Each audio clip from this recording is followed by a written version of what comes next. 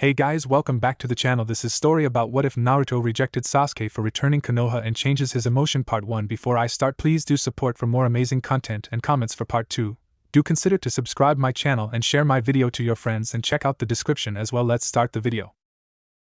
Many villagers and ninja were waiting around the main gate of Konoha. Tsunade was there, as was Sakura, Shino, Ino, Ten, Guy, Kakashi, Kurenai, Asuma, and some of the council. The original Ino Shikocho team was there, as well as Iraka and the Ichiraka man. They were all waiting for the rescue team to return and bring them their Uchiha back. "There they are!" shouted a guard. Everyone turned their attention to the path outside the gate. A couple figures came into view, but you could not tell who it was yet. "I hope it's Sasuke," Sakura thought to herself. When the figures arrived, it was Gaara and his siblings. Gaara had sand floating behind him, carrying Kiba and Akamaru on one, Chugi on another, Lee fully enclosed in one, and Niji was on the last. Shikamaru was draped over Tamari's shoulder. "Who is in the worst shape?" Tsunade said in a voice that let everyone know she was Hokage and she was in charge. Gaara replied in a flat voice. "They all are suffering chakra depletion. Niji has a large wound in his left shoulder and multiple others. Chugi has severe chakra depletion. And Kiba has many wounds. He is in the best shape of them, but they all need treatment." Guy stepped forward. "What about Lee? How bad are his wounds?" "Lee is fine, he was just drunk." "What? Who gave him alcohol?" "Tsunade smashed him over the head, effectively shutting him up." Shikamaru lifted his head. Chugi took all 3 pills. The Ino Shikocho team all dashed forward. They knew what that meant and the dangers with it. "Quick, give him this," as Shikaka pulled a pill from his pouch. The pill was given to Chugi and he swallowed with the help of Inoichi, relaxing his throat muscles. "He will be fine now, he just needs some rest, besides he's already up," Shikaka said with a smile as Chugi opened his eyes to see his father and his team. Tsunade and the others began working on the rest of them. Shikamaru had been set on the ground and Temari was helping him sit. Kankuro had sat on the other side of Gaara as he was still standing with his arms crossed. "But where is Sasuke? You guys were supposed to get him. What happened to him?" Sakura screamed. The villagers also began to murmur about their Uchiha. The older ninja were more concerned about Naruto though. "Well, what happened? You guys failed, didn't you?" Sakura was now furious. Sand quickly surrounded Sakura, and before anyone could react, Sakura was covered to her head with sand. "If you do not silence yourself, I will do it for you," Gaara replied. "Besides, Naruto went after him," Kankuro said while fixing one of his puppets. "You're right, like Naruto could beat Sasuke," Sakura said. Kakashi just slapped his forehead. And the other sighed. Sakura was about to continue when she felt the sand around her tighten where it began to hurt. "I was not kidding. Whether we be allies or not, I owe Naruto more than this whole village," Gaara replied, still looking towards the path. 1 hour later.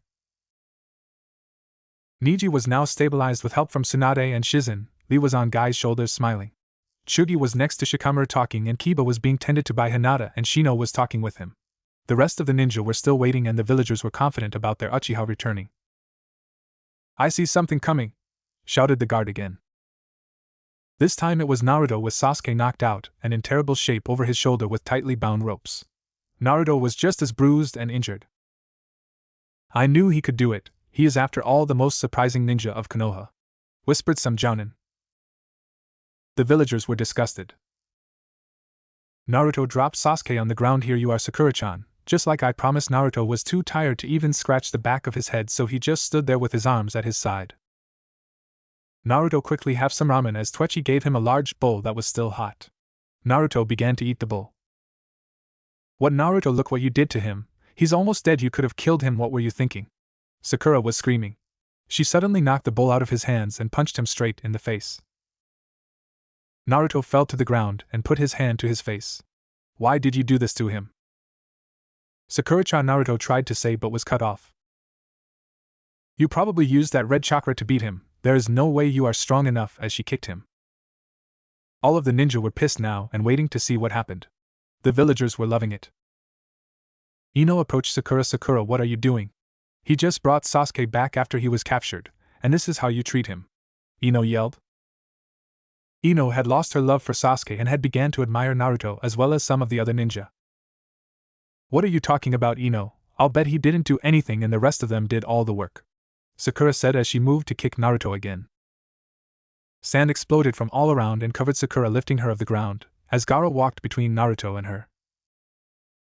If you make another move on Uzumaki, I will kill you, allies or not. Sakura let a laugh escape. You are just mad because Sasuke beat you just like in the Chunin exams. For your information, this Uchiha was completely useless in his attempt to stop me. Gaara paused and a smirk grew on his face. Naruto could probably take on this whole village if he had to. You're lying. You just don't want to admit defeat to Sasuke, the villagers began to yell towards Gaara. Gaara once again had his bored look on his face as he continued. You think I lie? Well then let me tell you about it. The ninja were now intently listening. He first was able to place an exploding tag where my armor was thinnest, where the Uchiha could not even touch me. Uzumaki created over 2,000 shadow clones that beat me to a pulp before I transformed. When I did transform, he summoned some frog named Gamabunta that matched me in power. The ninja were now amazed and held respect for Naruto, seeing as only 2 people have been able to summon the boss frog. Jiraiya of the legendary Sannin and the Yondaime. There is more. When I used 100% of my power, Uzumaki called on even more strength and transformed not only himself but also Gamabunta into a 9-tailed fox when they could not take hold of me. The villagers were now scared, and some of the older ninja at the mention of the Kyuubi. He then beat me with a headbutt to the forehead. Gaara replied as he dropped Sakura to the ground and looked over at Naruto. The villagers still thought he was lying, so they needed to expose him somehow. The villagers began to yell at Naruto, calling him demon and wishing death upon him, but were quickly silenced by Tsunade and the ANBU. Naruto still had his hand to his face where Sakura punched him. The rest of the Rookie 9 and Guy's team were now in front of Naruto except for Sasuke and Sakura. It was eerily silent. Naruto stood. His face was now full of anger and fury, but it turned to a smile. Then I am leaving. The villagers cheered and the ninja were confused. I can't believe that I go out and capture the Uchiha who left of his own free will and even put a Chidori through my chest. He glanced at Kakashi, and then bring him back and then get screamed at for doing it, Naruto said with sarcasm. Everyone was confused.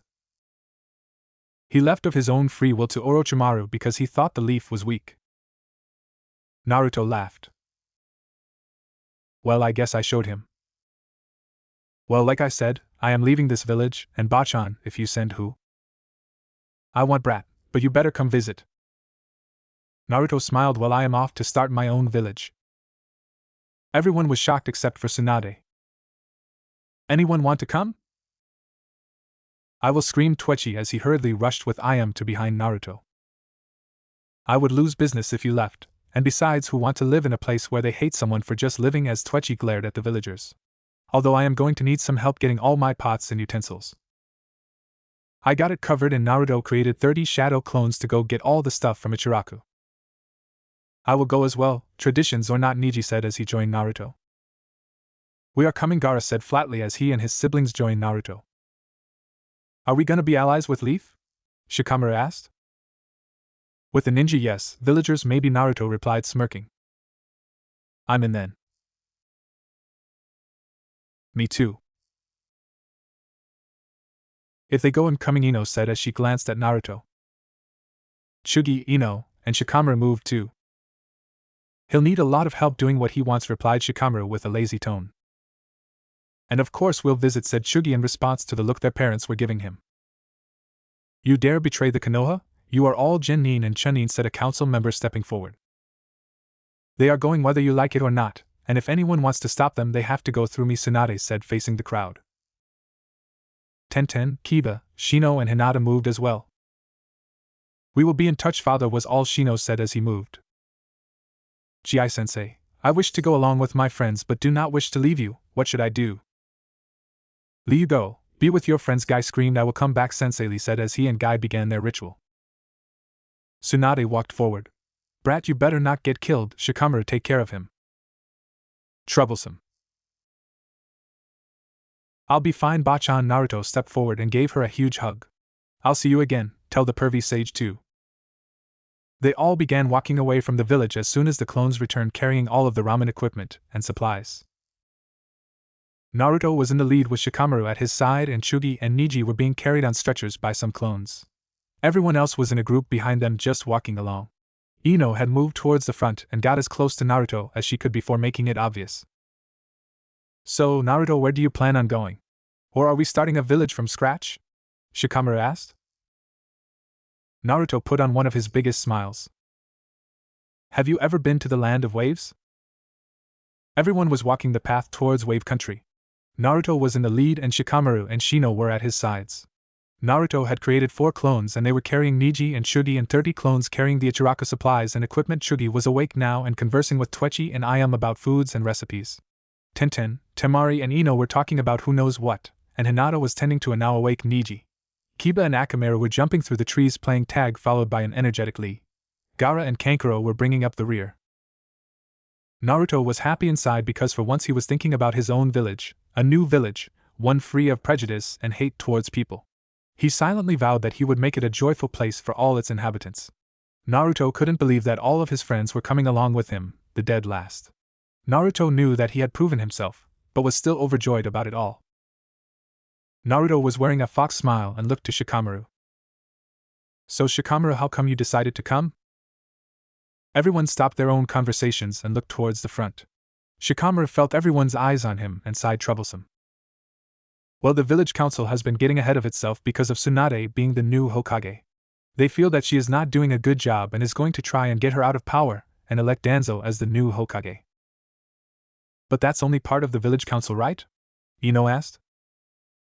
Of course, the clan heads of the Hyuga, Akimichi, Abuame, Nara, Yamanaka, and Inuzuka all disagree. They know of Tsunade's skill as a warrior and feel that she is the most qualified for the position.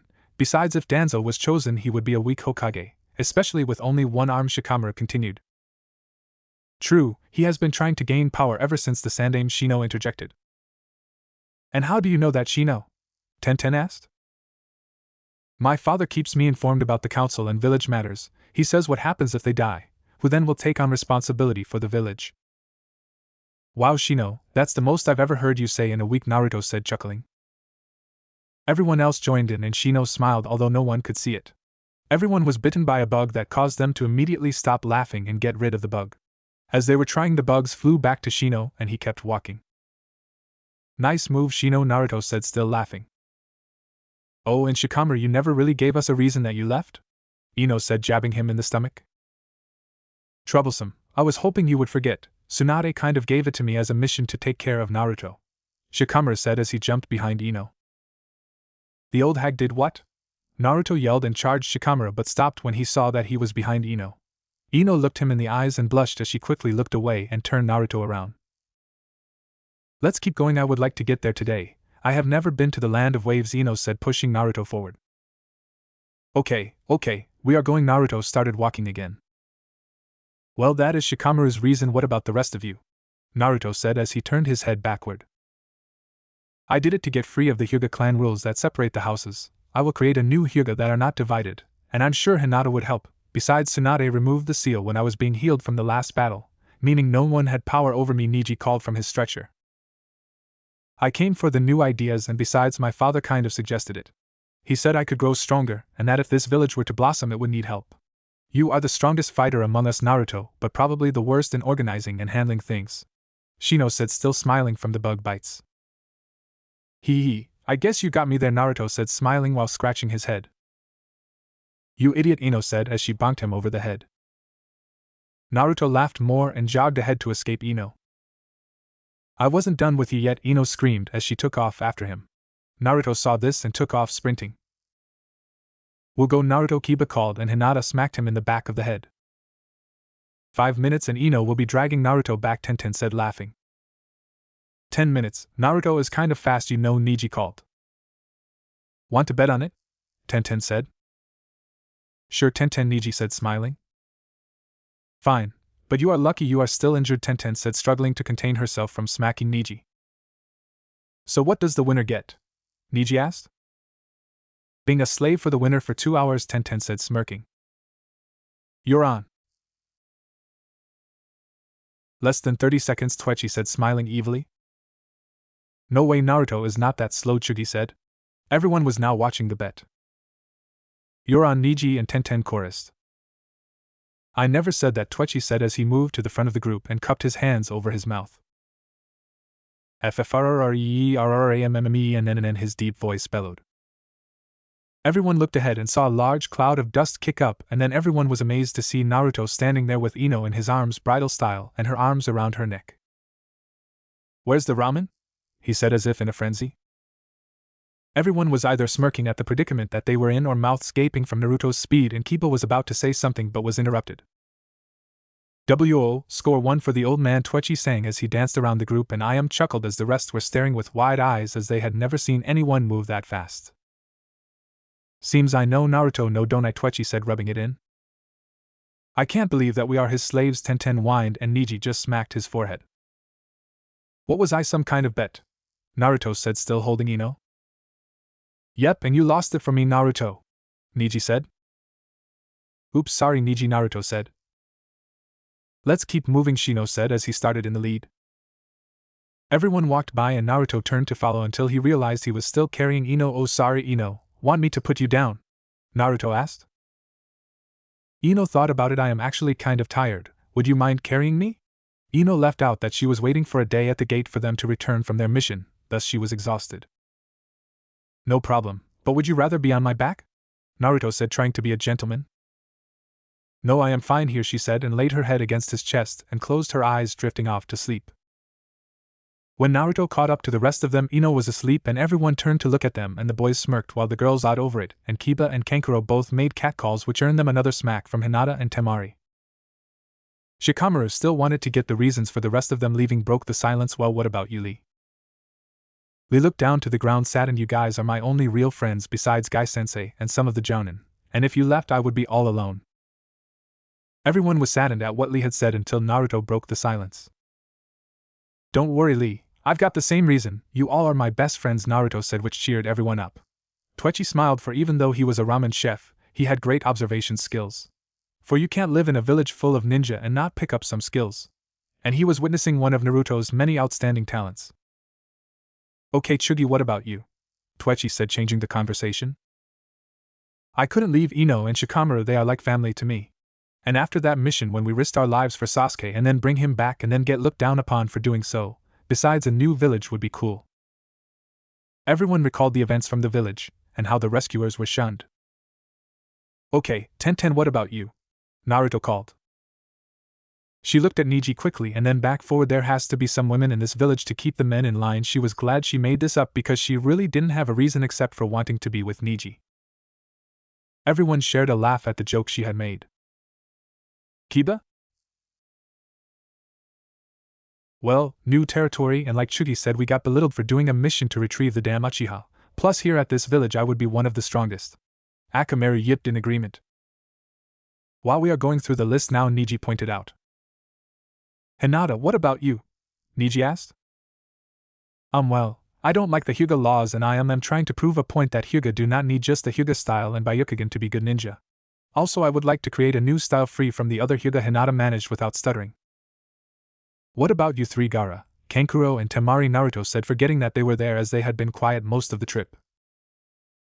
Temari was looking at Shikamaru when Naruto started talking and was caught looking away. "I agree with Tenten, someone has to keep you all in line, especially Kankuro." Kankuro just looked at everyone. "Well, I had nothing else to do, so why not?" This made everyone laugh. He was just doing this because he was bored. "I'll bet Gaara made you come," Naruto said, trying to contain his laughter. "Yep," Gaara said, which caused everyone to laugh and Kankuro to go after Gaara but was caught up in a ball of sand. "You know this is not fair at all. Gaara never gets hit or any of that," Kankuro whined. "That's because he doesn't cause trouble like you," Temari pointed out, smacking him again. "Besides, I can actually get to Gaara without his sand protecting him." Temari moved towards Gaara and he quickly made hand seals to encase himself in a ball of sand under his control. Well, except when he does that. After everyone had finished any other explanations of why they left, and there was silence for a minute, Shino started a new subject. "Okay, so Naruto, how are we doing this?"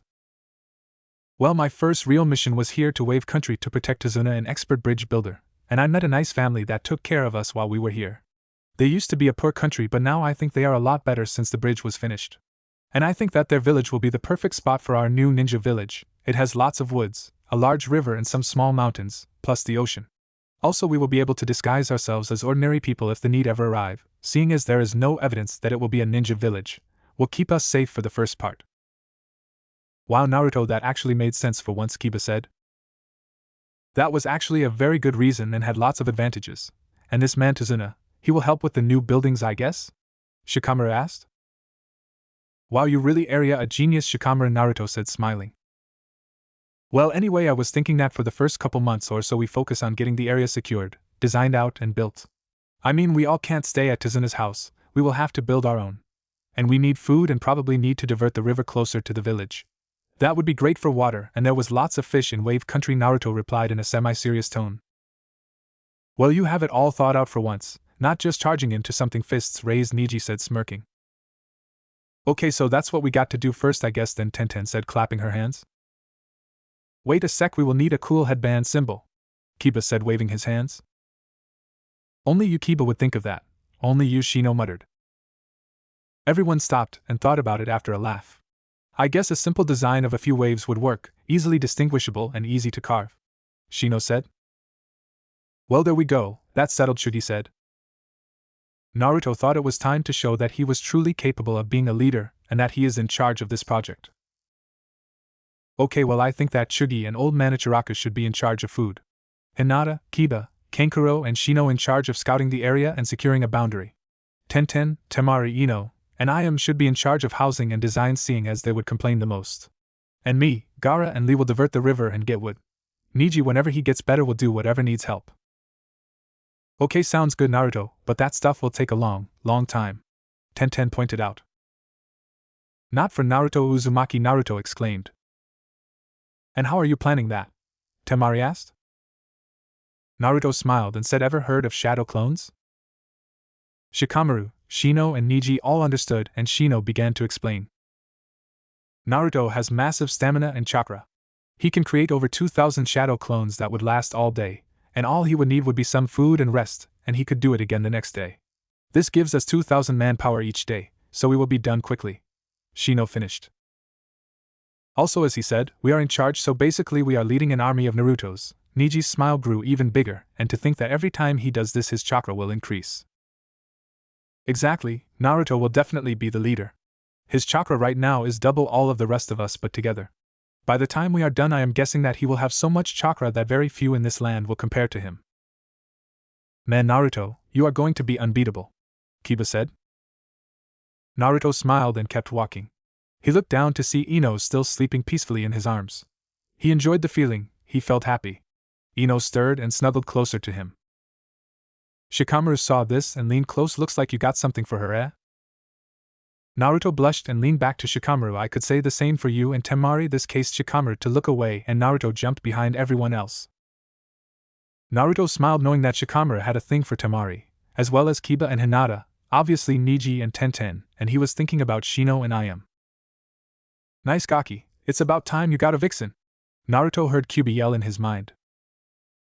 Naruto sighed and closed his eyes and then found himself in front of Kyubi.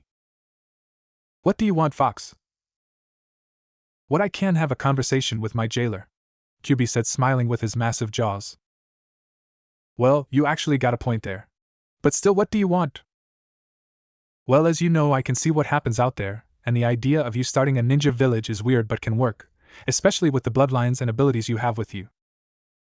Naruto just now realized that he had some of the strongest bloodlines from all over the ninja world with him, and they were starting a new village. Anyways, I was wondering when you were going to tell them about me and all. You should not keep secrets from them. I guess you are right, I will have to tell them somehow. What way do you think is the easiest? Kyubi smiled and Naruto ducked to avoid being hit in the head by something. What was that for? Naruto screamed. To test your reflexes. No, you idiot, it was a summoning scroll, now go get it. Naruto quickly went and gathered the scroll and brought it back to in front of Kyubi. So what do I do, same as the toads? Yes, just think of foxes or toads, whichever you want to summon at the time. So Naruto signed his name in blood as well as his hand on the scroll and wrapped it up and slid it back to Kyubi. Cool, foxes and toads now, alright man, this village is going to be unstoppable. Naruto, I also have something else for you. This seal is converting my chakra into yours, which will make you have almost limitless chakra. You will need to work on chakra control a lot more, okay? And after it absorbs my chakra, I will go back to the demon realm, but you will still be able to summon me. Hey, you aren't going to go all destructive on me or anything, right? Of course, here, let's make a blood seal on it. This way you can prove it to any of you elders that want to know. Kyubi wrote it out on paper and signed it by slicing his paw and signing in blood. He slid the scroll to Naruto, and he did the same. After they were done, Naruto put the scroll in his pocket. Alright, I will miss all the annoying conversations we had though when you leave. Sure you will, but you still have 2 more years to deal with me. Alright then, Kyubi, I am going to tell them. Naruto turned to leave but turned back around. Wait a sec, can you turn into a smaller fox? Because you walking around all massive like that won't help and will give us away. Of course I can do that, you don't think I am a demon lord for nothing. Now get out. Naruto came back into the real world laughing and everyone was looking at him. What is so funny? Kiba asked. Nothing, just a joke I remembered, but I have something very important to tell all of you. Naruto woke Ino up and set her down next to him. Well, you all remember the stories of how the Yondaime defeated the Kyubi in battle and killed it but also lost his life doing so. Everyone nodded but were confused as to what he was talking about. Well, Kyubi was a demon lord and cannot be killed. So Yondaime did the next best thing, he sealed it. Niji now realized what he was saying as he had seen the red chakra in the Chunin exams. And he had to seal it into a newborn baby, seeing as their chakra coils are still developing and could contain the demon lord. So I was chosen as I was born on the same day Kyubi attacked the village. Naruto finished as he lifted his shirt and channeled chakra to his stomach to show them the seal.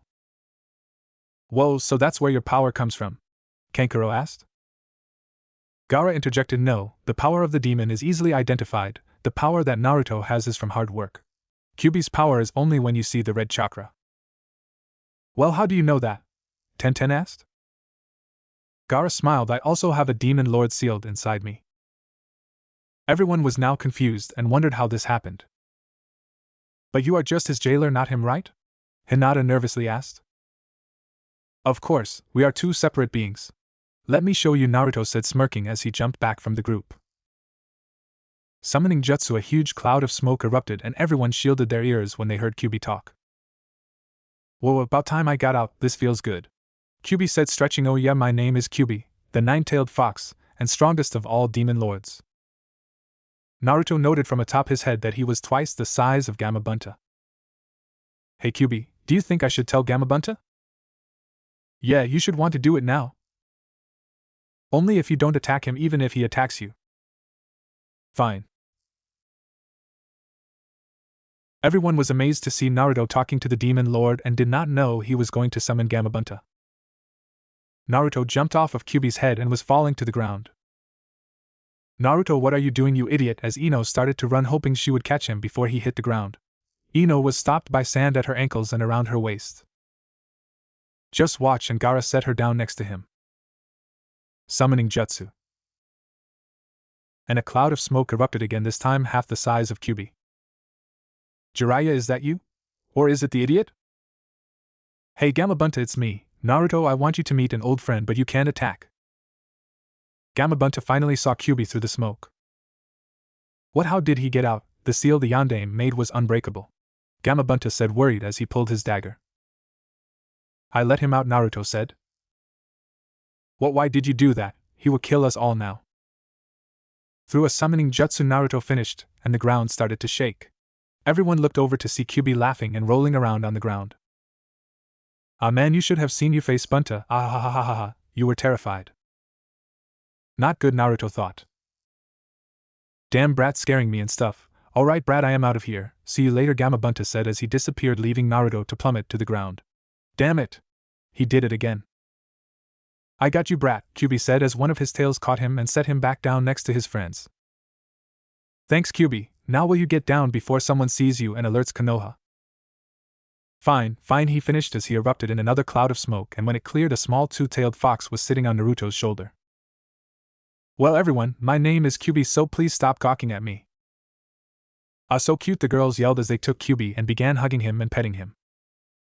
Naruto, help me, I am going to die. Naruto meanwhile was on the floor laughing, holding his sides. Some demon lord, huh? Ah ha ha ha ha ha ha. All the guys started to walk again except for Naruto, who went to get Kyuubi. Okay, that's enough, I don't think he likes it. Besides, the rest of them kept walking, Naruto said as he moved to the center and bent down, allowing Kyuubi to jump back on his shoulder. The girls hemped and ran to catch up to the rest except for Ino. Kyuubi whispered to Naruto, "Is this the one you like? 'Cause she doesn't seem that smart." Naruto blushed and started running again as Ino chased Kyuubi, who had dug his claws into Naruto's jacket, forcing Naruto to run. The rest of the group was walking again and saw Naruto run by with a laughing Kyuubi followed by an angry Ino. "Anyone want to make a bet?" Toichi said evilly. "No, I am," said as she bonked him over the head. After Naruto had returned, this time being dragged by Ino, and Kyuubi, still laughing, came jumping down from the tree line, apparently avoiding harm from Ino. The group was still a day's walk from Waves, so they decided to camp here for the night. "Alright, I'll get some dinner and would be back in 15 minutes. Naruto said before he made his favorite seal. Mass Shadow Clone. 100 shadow clones poofed into existence, and everyone only had a second to look before they dashed off into the forest, their tasks already in mind. "So that's what you meant by a lot," Kiba said as he and Akamaru began to push the twigs and leaves away for a suitable sleeping area. "No, he could do that probably 20 more times and still not even tire. He has amazing stamina, that is probably more than Lee's," Shikamaru said as he laid down next to a tree and looked up at the sky. Temari sat to his left, and Kankuro was next to Temari. "Crap, no one brought tents, did they?" Tenten called as she imagined sleeping on the forest floor with nothing but the clothes she has on. "Man, good point, Tenten. No one has anything. We kind of forgot all that at Konoha," Ino pointed out, feeling bad because they were ninja and were supposed to remember this kind of stuff. Everyone stopped all of their talking and looked at Gaara, who had closed his eyes and made a hand seal, and was muttering something. The ground before them began to shake and sand exploded from the ground and became a large mass hovering right above them.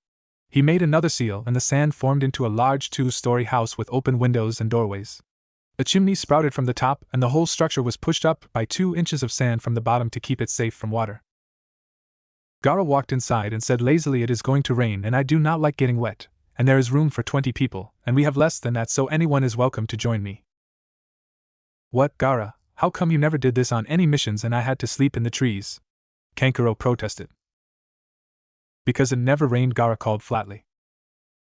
"Good point," Kankuro said, immediately ending his rant. The storm overhead was thundering very loudly and the lightning was illuminating the entire area. All the Naruto clones that went to get wood and food returned, the food clones with some berries and rabbit, and even some wild vegetables. Kiba skinned and cleaned the rabbits and Gaara made a fire for them. Everyone noticed that Gaara was sitting close to the fire and avoiding any rain possible that fell through the windows. Naruto and Kyuubi still hadn't returned. Ino was sitting near the doorway waiting. Kiba was about to say something, but this time Shino stopped him before he could. Toichi had started to make rabbit stew. Gaara, if you really don't like the rain that much, why don't you make a covering or something to keep the rain out? You know, like a diagonal or something?" Kankuro asked in confusion. Gaara looked at the windows and then smacked himself in the forehead. "I can't believe I am listening to an idea," Kankuro suggested, "but a good idea it is." Sand came up from the floor and covered the windows, stopping the wind and rain from entering but still allowing airflow. "Where do you think Naruto is?" Ino said in a sad voice. "He probably got lost, but don't worry, Kyuubi is with him. He'll keep him safe," Shikamaru pointed out. "Here, Ino, come get something to eat," Chugi called. "I'll wait for Naruto to get back," she called, not moving from the doorway. Everyone had eaten now and had found a room to sleep in and gone to bed. Except for Gaara, who was poking the fire, and Ino, who was still waiting at the door. "Hey Gaara," Ino asked, her voice still full of sadness. Gaara continued to poke the fire but answered, "Yes." "Did Naruto really do what you said he did back at the village? Has he become that strong?" "Yes, I have no reason to lie." Okay, Ino was thinking even more of Naruto now, and how far he had come. "Gaara, can I ask you another question?" "You just did, but yes, you may ask another." "Well, how come you don't sleep?" Gaara sighed and stopped poking the fire. "As you know, I have a demon lord sealed inside of me. The one-tailed Shikaku, demon of the sand to be precise. He is the weakest of the demons, but still could take on any village. My demon is in a rage as a result of being sealed with a crazy priest. If I go to sleep, Shikaku takes control and goes on a rampage, thus I cannot sleep, and besides, the chakra from Shikaku replenishes me enough to keep me awake constantly." He started to poke the fire once he finished. "So can someone fix the seal?" So far I have found no one that is able to, but I am always looking. Well, what about Kyubi? He seems strong enough and I am sure he could help, Ino suggested. I will certainly ask him when he and Naruto return. Okay, Gaara, could you do me one last favor? Ino crept over to Gaara and whispered something in his ear. I guess I could. I hope that Naruto doesn't get mad though, Gaara said as a room of sand on the top floor collapsed in on itself. Thanks a lot, Gaara, Ino said as she gave him a hug. You are welcome, but Naruto will definitely be mad when he reads speak of the devil. Here they are now. Gaara walked to the door, and Ino shot up and ran to the door. Naruto's jacket was off and his pants were torn a little bit. He was dragging a huge net full of fish. There was enough fish to feed them all for a week. Naruto, what did you do? Ino yelled as she jumped onto Naruto, giving him a bone-crushing hug. Ino noticed Naruto's muscles and liked the feeling when he returned the hug. Well, Kyubi taught me a very old technique used to catch fish. It involves blocking the river with large stones that block a way for the fish to get by but allow enough for the water to continue through. You put your net over the rocks and wait. The fish naturally try to get over it and jump onto the rocks, which usually makes them injure themselves and thus keeps them there. You then pull your net in and remove the rocks. Well, what took you so long? A few missing nin stopped by and tried to take the fish, and I had to beat them around a bit in order to get them to leave. Naruto, where was Kyubi? Shouldn't a demon lord have been enough to stop them? Has some demon lord he is, he's scared of rain, but here he comes now. Naruto's jacket was moving slowly along the ground until it reached the house and Kyubi jumped out of it and right into the middle of the fire. Ah, that's much better, nice and warm. Feel better now, Wimpy Fox, couldn't even help with the net. Naruto grumbled. Naruto and Ino both had their stew and talked with Gaara over ordinary things. Well, go to bed, I will watch the fish, Gaara said as hand of sand from his gourd came and dragged the net closer to the house. Sand then came and created a room around the fish, sealing it off completely except for a doorway from the house. Would love to, thanks, Gaara, Naruto called as he stretched and yawned and walked to the other side of the room and turned back around. Hey, Gaara, which room is empty? Naruto asked, smiling. None. Well, where am I supposed to sleep? Naruto called. With me, Ino said as she grabbed his hand and dragged him to her room. For all of you with impure thoughts, they didn't do anything, just shared a bed. Gaara sighed as he walked back to the fire and saw Kyubi laying down in it. Kyubi. Yeah? My seal is not working correctly and is not allowing me to sleep properly. I feel it is from the crazed priest that is sealed within me as well. Is there anything I could do? Kyubi stretched and stood up. Where is your seal? Gaara lifted his shirt off and showed him the seal on his shoulder. Kyubi jumped onto his head and looked down at it. Yeah, the priest being sealed as well definitely did something wrong, but is easy to fix. This might sting a bit. Kyubi did a long set of hand seals and finished quickly. Try elemental seal as Kyubi thrust his paw onto the seal. Gaara winced in pain as a symbol of a fire, earth and water all appeared around his old seal in a triangle. There you go, the crazed priest is subdued and locked away, and he is definitely not getting out. Shikaku may still be in a rage, so try to go to sleep, and if anything happens I will stop him, okay? Okay, and Gaara laid down and started to drift to sleep. Kyubi jumped down and stood right in front of Gaara as he went to sleep. Kyubi closed his eyes and concentrated. Suddenly Gaara shook violently. He then sprang up and opened his eyes, yet they weren't Gaara's eyes, they were the eyes of Shikaku. Gaara sprung upright and sand began to swirl around him as he laughed diabolically. Tie me to kill, Woa, Shikaku screamed. Kyubi opened his eyes and spoke in a commanding voice. Shikaku, incarnate of sand and guardian of the desert, I order to you to calm down and release your control over this boy. And why should I listen to you, little fox? Because I am Kyubi, the nine-tailed fox, and I am ordering you to stop. You lie, Kyubi was much bigger, and you have nowhere near as much chakra as Lord Kyubi. Kyubi's chakra blazed from his small body, causing Shikaku to tremble in fear as everybody knew Kyubi's chakra. You doubt me, Shikaku? No, Lord Kyubi, I just haven't been sane lately from that priest and I was so used to taking control and killing. I am sorry, please forgive me, Shikaku begged. Only if you never harm this boy again and help him train in his control of the sand. Yes, Lord Kyubi, I will. Thank you, merciful Lord. Return to your cell, I need to speak with the boy again. Yes, my lord, and Shikaku released his hold over Gaara, causing him to wake. Why do I have such a headache? Gaara complained as he held his head.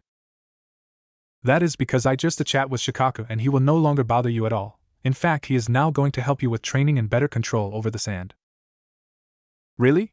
That would be great, thank you very much, Kyubi, Gaara said as he bowed his head.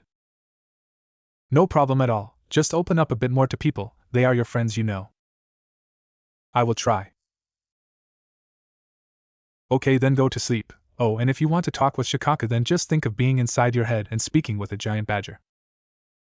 Okay, Kyubi left the room and Gaara made a bed of sand that was comfortable for him, and went to sleep. Man, what a terrible seal, he is lucky that Shikaku had not escaped completely, must have been his will that kept Shikaku at bay. Kyubi spoke to no one as he looked at the sky. Ah, damn brat didn't give me enough chakra to last a night. Oh well, I'll tell him next time, Kyubi finished as he poofed into smoke. Next morning, Naruto was the first one to wake and walked into the living room to see Gaara sleeping. Naruto thought nothing of it and went to get some fish for breakfast. Naruto walked into the fish room when Temari entered the room and stumbled upon a sleeping Gaara.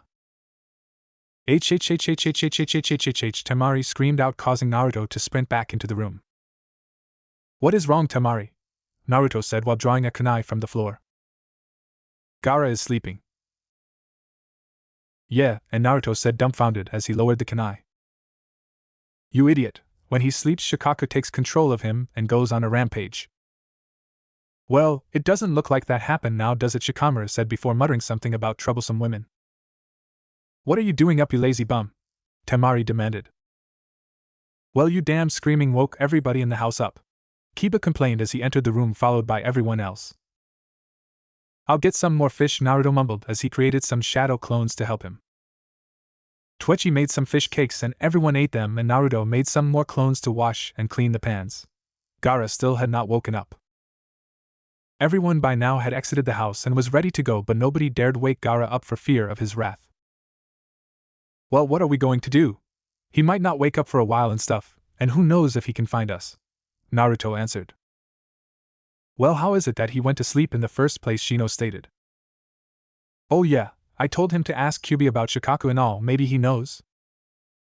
Ino, Temari and Kiba were all frustrated now.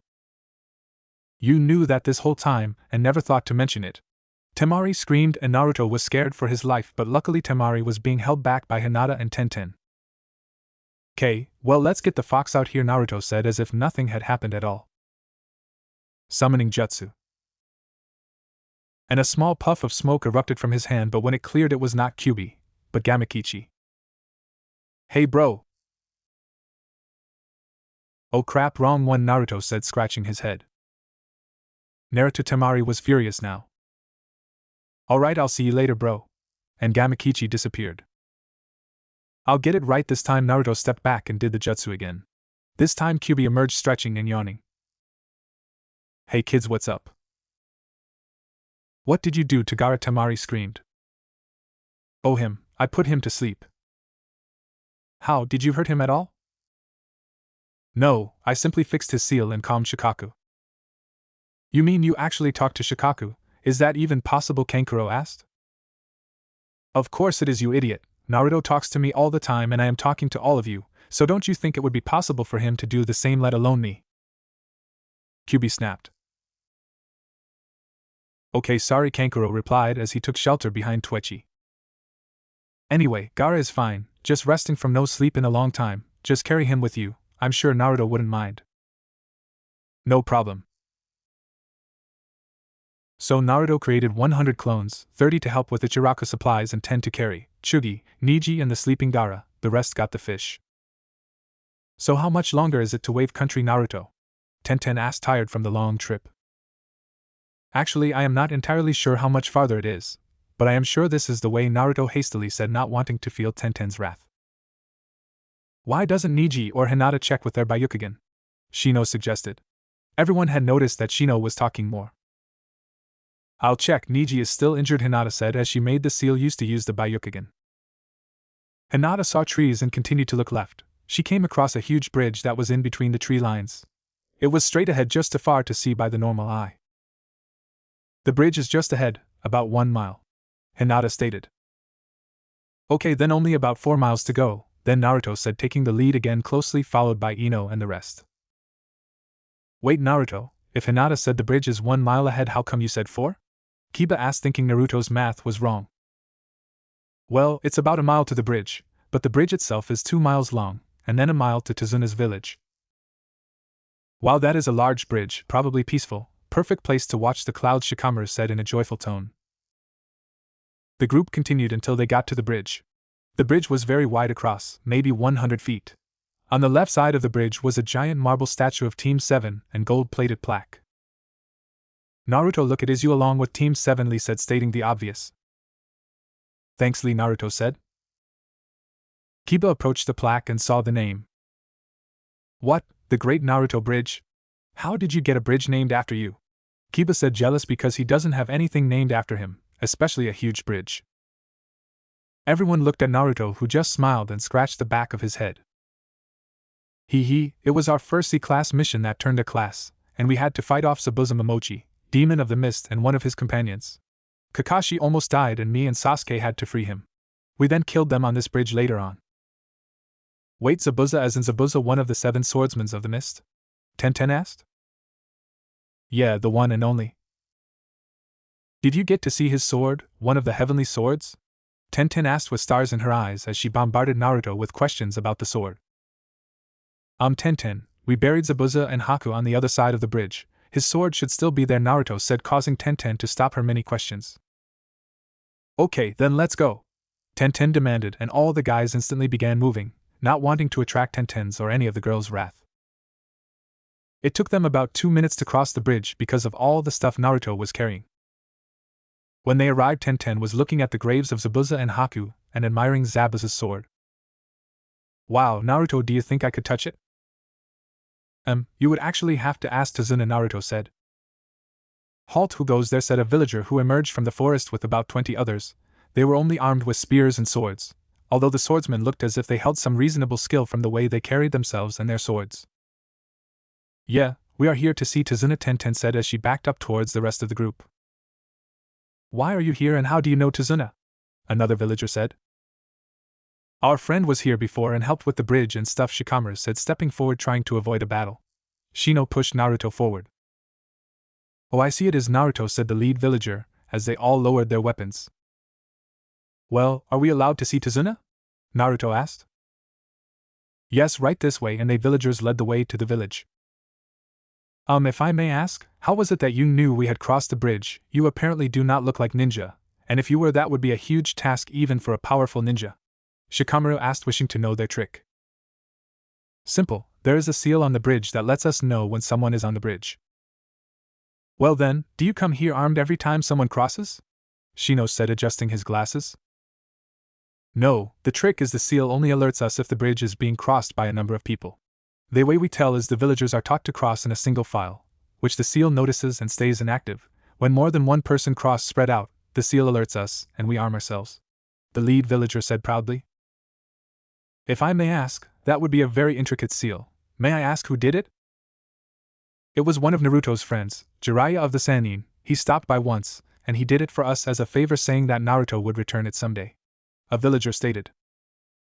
Damn it, pervy sage, Naruto grumbled. Here we are. The village was a lot bigger than last time. There was a simple wooden wall that didn't look like it would hold out anything more than bandits and animals.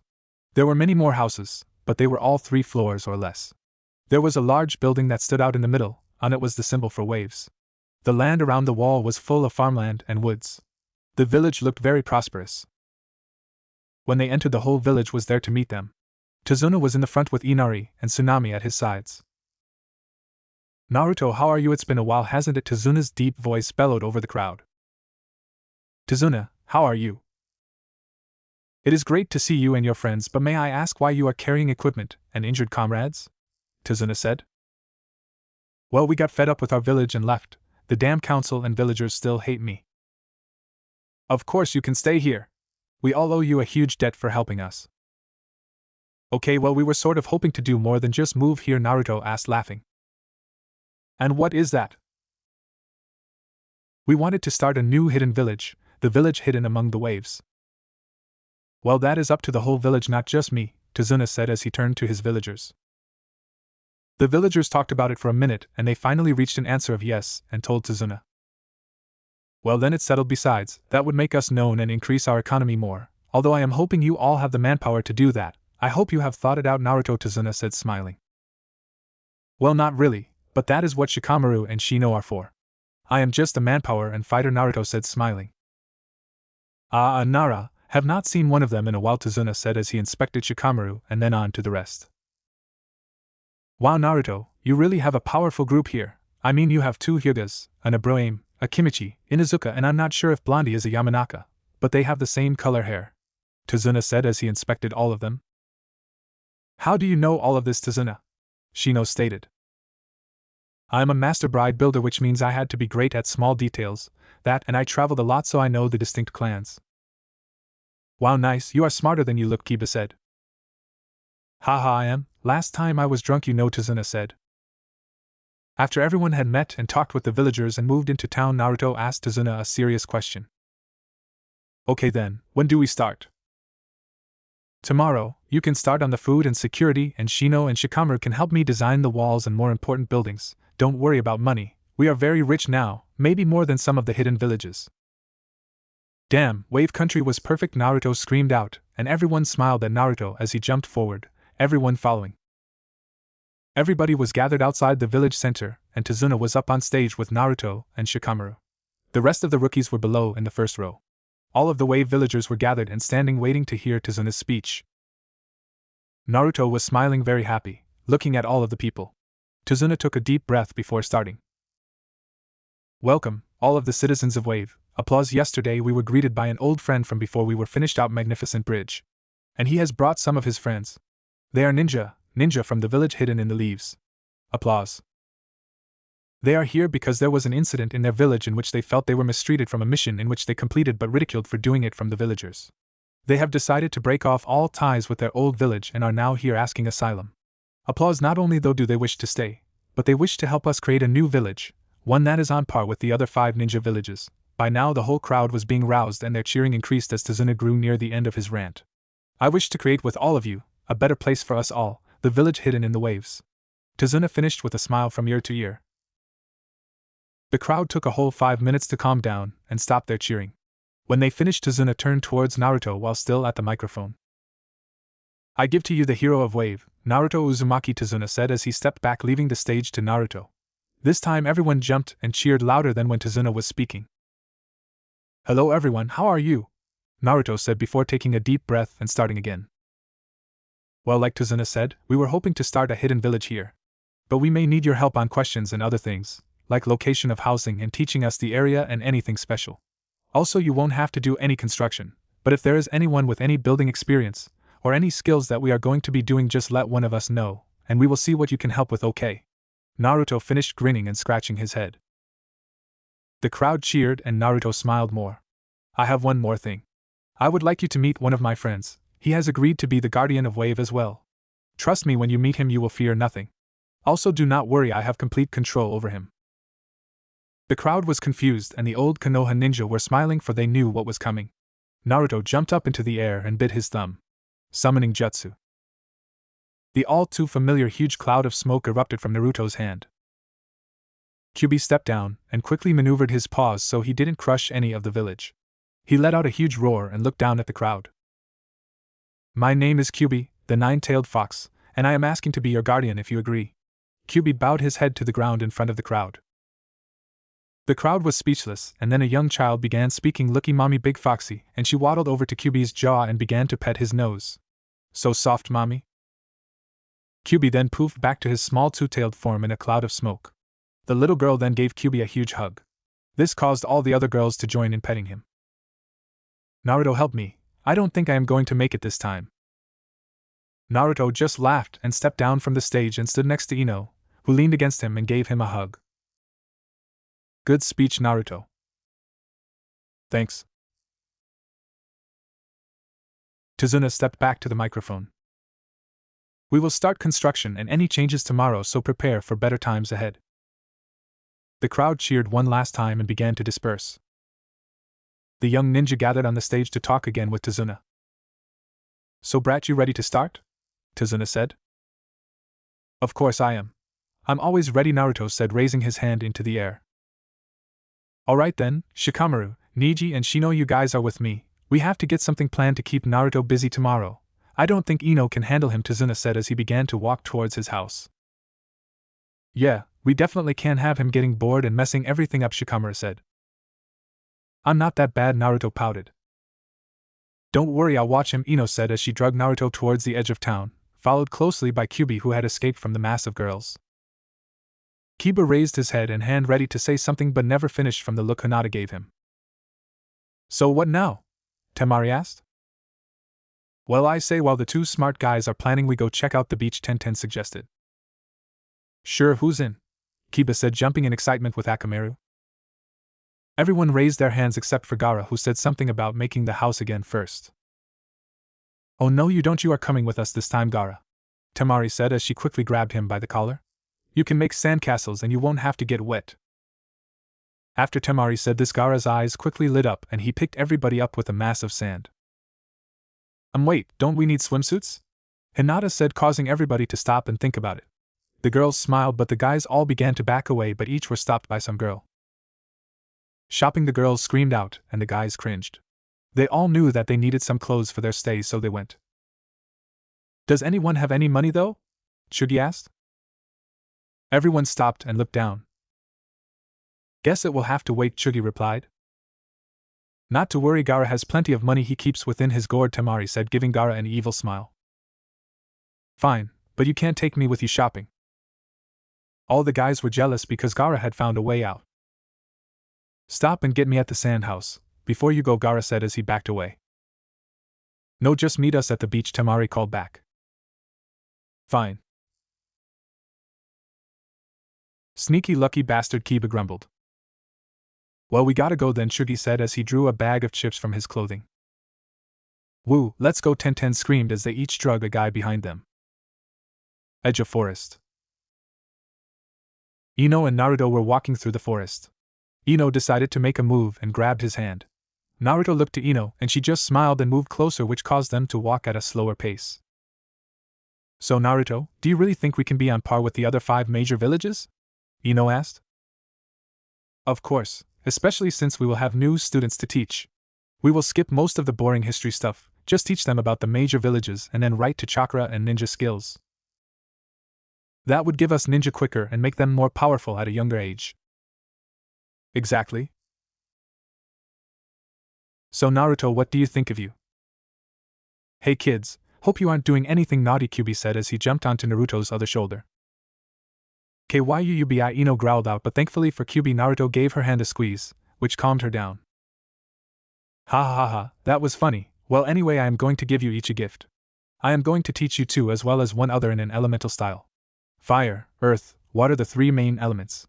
Yes, I know about lightning and wind, but they are minor elements just like grass and wood and so on. So who's getting what? Naruto asked. Well, Brat, you are getting fire, dangerous and unpredictable. Girlfriend over there is water, graceful but deadly, and the third person is Lee, Naruto answered. How did you know? He has the best speed, stamina and body of us except when I use your power, Naruto pointed out. Yeah, imagine Lee with more strength and power, Ino said. Whoa, that's scary. Exactly, and I also suggest that you create a ranking system that will be unique to this village, making it known across the ninja world, such as the 7 Swordsmen of the Mist. So what do you have in mind? Naruto asked. Actually, nothing. Oh, great idea, there, Kyubi. Well, what about colors? Something simple, Ino said. Naruto and Kyubi looked to Ino. Simple, just like ninja ranks except colors instead, like red for Kage, blue for Jounin, and so on.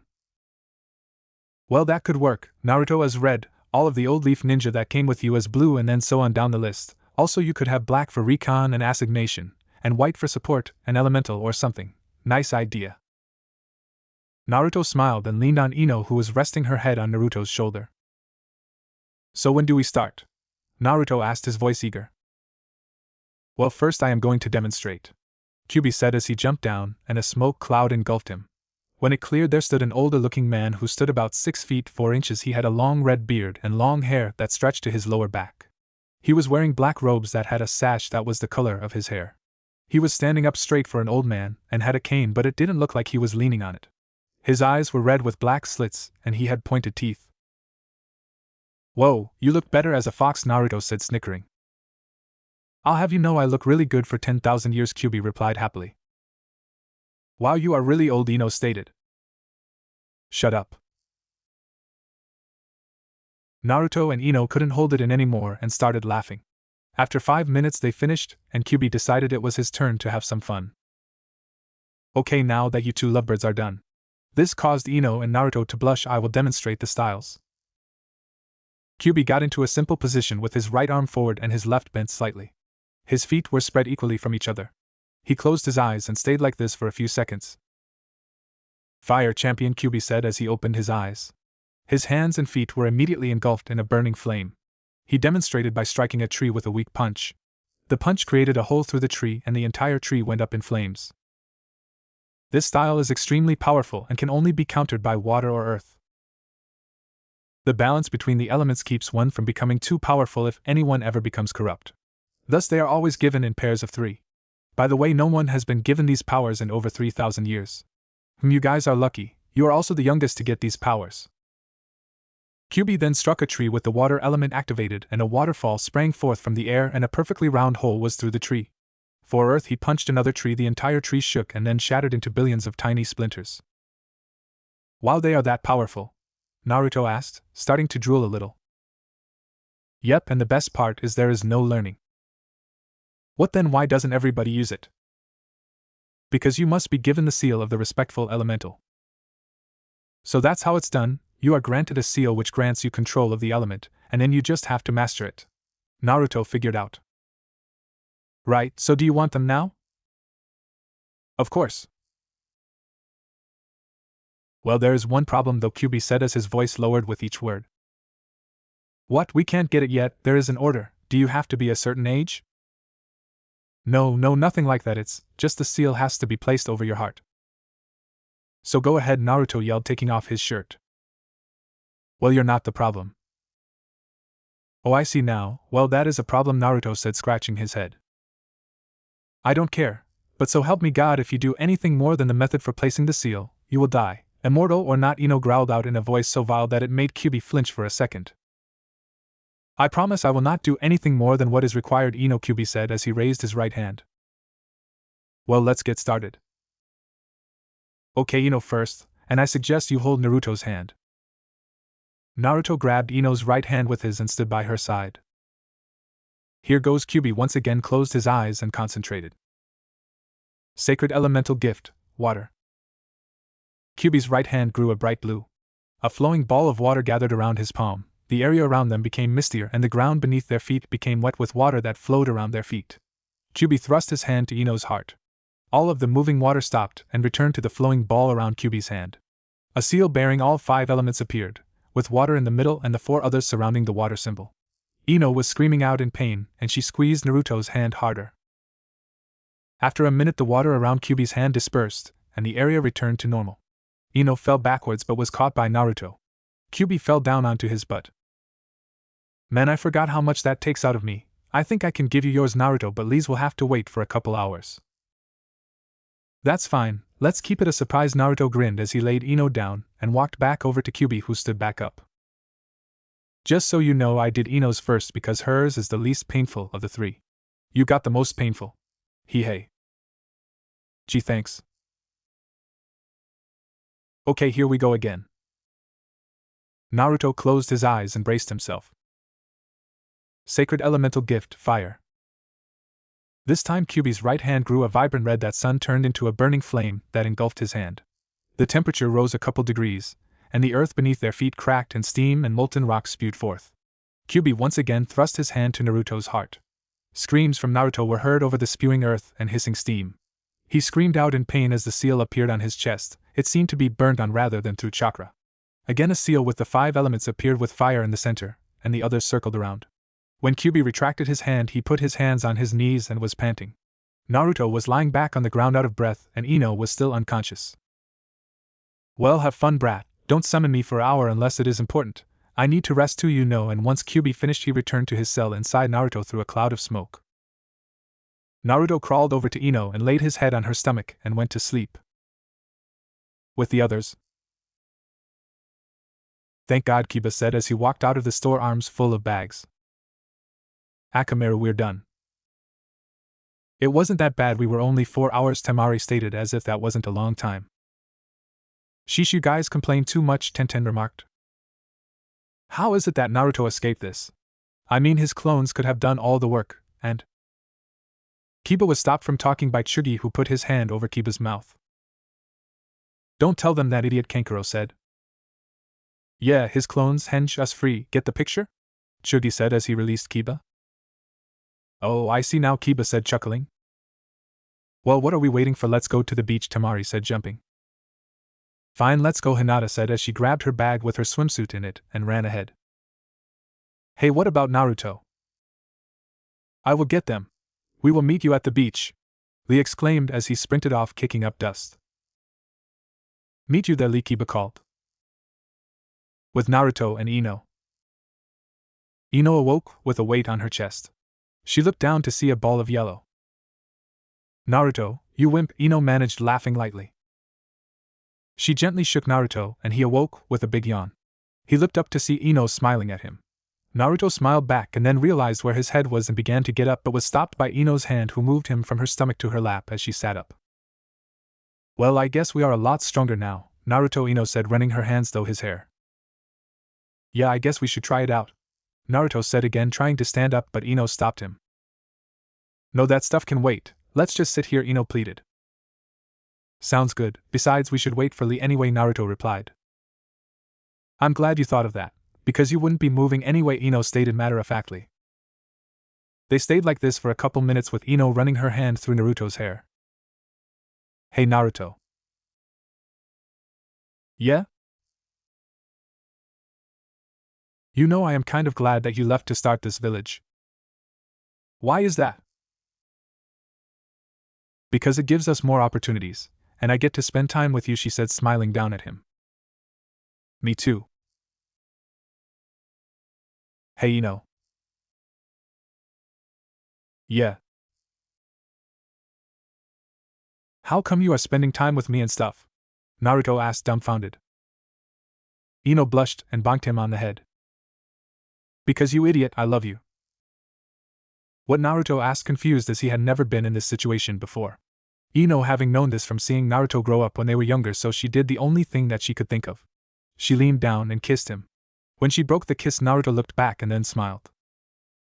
You idiot, Ino said, then kissed him again. Eventually Ino wound up on top of Naruto, kissing him as Naruto had his hands on her back. It was as this time that Lee found them. Naruto, I know we are all going to the beach, and I am sorry for interrupting. Ino rolled off of Naruto and stood up quickly, followed by Naruto. Sorry about that, Lee, kinda forgot about everyone else, Naruto chuckled. That is fine, Naruto, but anyway, the rest of us except for Shikamaru and Shino are going to the beach outside of town. I was sent to find you and tell you about it. Now that I have finished, I must go. Lee turned to leave but was stopped by a shout from Naruto. Wait, Lee, we got something to tell you. Well, Kyubi is giving us the power of the elements. I got water, Naruto got fire, and you are getting earth. And besides, you don't have to learn anything, it's just mastery of you, control of the element, and ability to use it to your advantage, Naruto said. Yeah, Kyubi gave us some kind of special seal that gives us it, so we are going to get Kyubi to give you your seal, and then the three of us are going to be training to master it, Ino said. This is wonderful, thank you, this will help so much, Lee yelled out. Naruto put his hand on Lee's shoulder. Lee, this will probably make us the three strongest in this village. You are going to be my right-hand man, so be ready, and if you could not as much yelling? He pleaded. Thank you, Lee exclaimed again. Okay, let me get Kyubi summoning jutsu. A poof of smoke, and there stood the human-looking Kyubi. Ah, Lee, are you ready? Yes, Kyubi. Okay, take off your shirt. Lee complied and stood there with his eyes closed. Kyubi closed his eyes and waited. Sacred elemental gift. Earth. Kyubi's hand became encased in a layer of rock. The ground beneath them broke into millions of pieces and swirled under their feet. Lee was not screaming, just grunting and clenching his fists. The seal appeared above his heart, and QB retracted his hand. Lee put his hands on his knees. Wow, I can already feel the earth beneath my feet, almost as if it is talking to me, Lee exclaimed. Ha, well, looks like you three are already started. Now give me some time to rest, Brat, QB said, and disappeared after he finished. Okay, well, let's get to the beach, boys, Ino yelled, grabbing both of their hands and dragging them along. At the beach, the group had just arrived and the girls went to change. The boys were waiting for the girls so they could go in the water. Hey guys, Kiba barked out. Yeah, what now? Chugi whined. I got a volleyball set, Kiba said, grinning as he pulled it out from one of the numerous bags. When did you get that? Kankuro asked. When I said I was going to the bathroom, I snuck into the sporting store and snagged one as well as a couple of frisbees. Kiba boasted out as he began to open the volleyball set. Nice one, now let's get this up before they get back and want to go do something stupid, Chugi encouraged, setting down his chips and helping with the net. In 5 minutes the girls had returned to see the boys bumping the volleyball around to themselves and the net to the side of them. Where did you get that? Tenten replied happily as she knew that she would win at volleyball. Not telling, and I know we can't play yet because we need Naruto to at least give us a chance, so let's go in the water first, Kiba said back as he set the volleyball down and sprinted to the water with Akamaru. Wait, where is Gaara? He said he was coming, Temari demanded. Well, let's see, maybe the big-ass castle made of sand over there isn't a hint, Kankuro mocked. They all looked over to see Gaara sitting atop a 4-story high castle made of sand with a courtyard on the top where Gaara was making smaller sand castles. Hey Gaara, want to come in the water? Temari screamed to him. Gaara just looked up and then down as sand formed into a NO and then dissipated. Come on everybody, Temari said as she grabbed Hinata and Tenten and dragged them to the water. With the water is great, Kiba said as he was swimming away from Akamaru. They all made it into the water and were splashing each other, and were messing around. Hey Kiba, come here, Kankuro called. Kiba swam over to him and Kankuro whispered something in his ear. Okay, let's do it, Kankuro said as he and Kiba slipped under the water unnoticed. The girls were all ganging up on Chugi, who was fighting back as best he could, but was still losing until Kankuro and Kiba made their presence known. Temari and Tenten both went down under the water courtesy of the two boys. Kankuro and Kiba both surfaced and grabbed Hinata by her arms and legs. They tossed her up high in the air and she let out an eep, but in her descent she straightened right into a perfect dive and slipped down under the water without making any waves at all. Kankuro, maybe this was a bad idea, Kiba whispered as they eyed the three girls who had surfaced looking at them with daggers. Kiba and Kankuro began to back away and Chugi had escaped to the beach. God, please help us, Kiba pleaded. You both are going to get it now, Temari growled out as she, Hinata, and Tenten advanced on them. We are going to die, Kankuro whined. Yes you are, Temari never finished as something hit the water and a huge splash was left in its place that stopped the girls from attacking and saved the boys. Thank you God, Kiba called to the sky. Everyone looked at the spot of the splash and waited. Eventually Naruto popped back up smiling. That was awesome, I am doing it again, Naruto exclaimed as he hurriedly swam back to the shore. What are you talking about, Narutenten asked, but was again interrupted by another splash, though not as large as the other one. Hi girls, Ino said as she surfaced. What happened to you, and why are you being thrown through the air? Oh that, well look to the shore, Ino said as she started to swim around. When they looked to the shore they saw about 30 clones standing there with a large sheet, and Lee was lying in the middle of it. 1, 2, 3 and the clones threw Lee through the air, who only went about 20 feet and never made it to the water. Lee turned to the clones who were all panting. Lee, maybe you should take off your weights, we can't throw you with them on, you weigh too much, the real Naruto said. Okay, that will work I guess. Lee took off his weights and set them down on the ground where they immediately created a crater. Wow Lee, a little much you think? Not at all. It is almost time for me to move up another 100 pounds, Lee exclaimed as he got back onto the sheet to try again. Let's do this again. 1, 2, 3 and this time Lee was sent soaring through the air waving his arms frantically, and when he reached the water he created a splash that was bigger than the others. Lee came back up and looked around only to see that no one was there, and they were all gathered on the beach. Lee quickly made his way back to the shore. The clones continued to throw people until they were out of energy and disappeared. So Naruto, more clones? Ino pleaded. Sure, but let's try everyone at once, he exclaimed. Sure. So Naruto created 50 clones this time and everyone got onto the sheet. Wait, I got an even better idea, Naruto said, chuckling evilly. He created 120 more clones and 20 morphed into an even larger sheet. The new set of clones grabbed this sheet, and the old set got on top of this sheet. So the real people were on top of a sheet held by clones who were on top of a sheet held by clones. Are you sure about this, Naruto? Temari asked, not liking the new idea. Yeah, it will be even better, and besides we are going into the water so it won't really hurt much, Naruto said, getting ready. We will be all the way up in the air, you idiot, Ino bonked him on the head. She then scooted over to him and grabbed his hand. Hinata also moved closer to Kiba. Naruto began the countdown. 3, 2, 1, go. The clones on the first level tossed their sheet and then dispersed themselves. They all flew through the air up to about 200 feet, then the next level of clones tossed the real ninja in the air. They flew up to about 500 feet. Ino had wrapped her arms around Naruto as they were in the air. Hinata was also holding on to Kiba's back.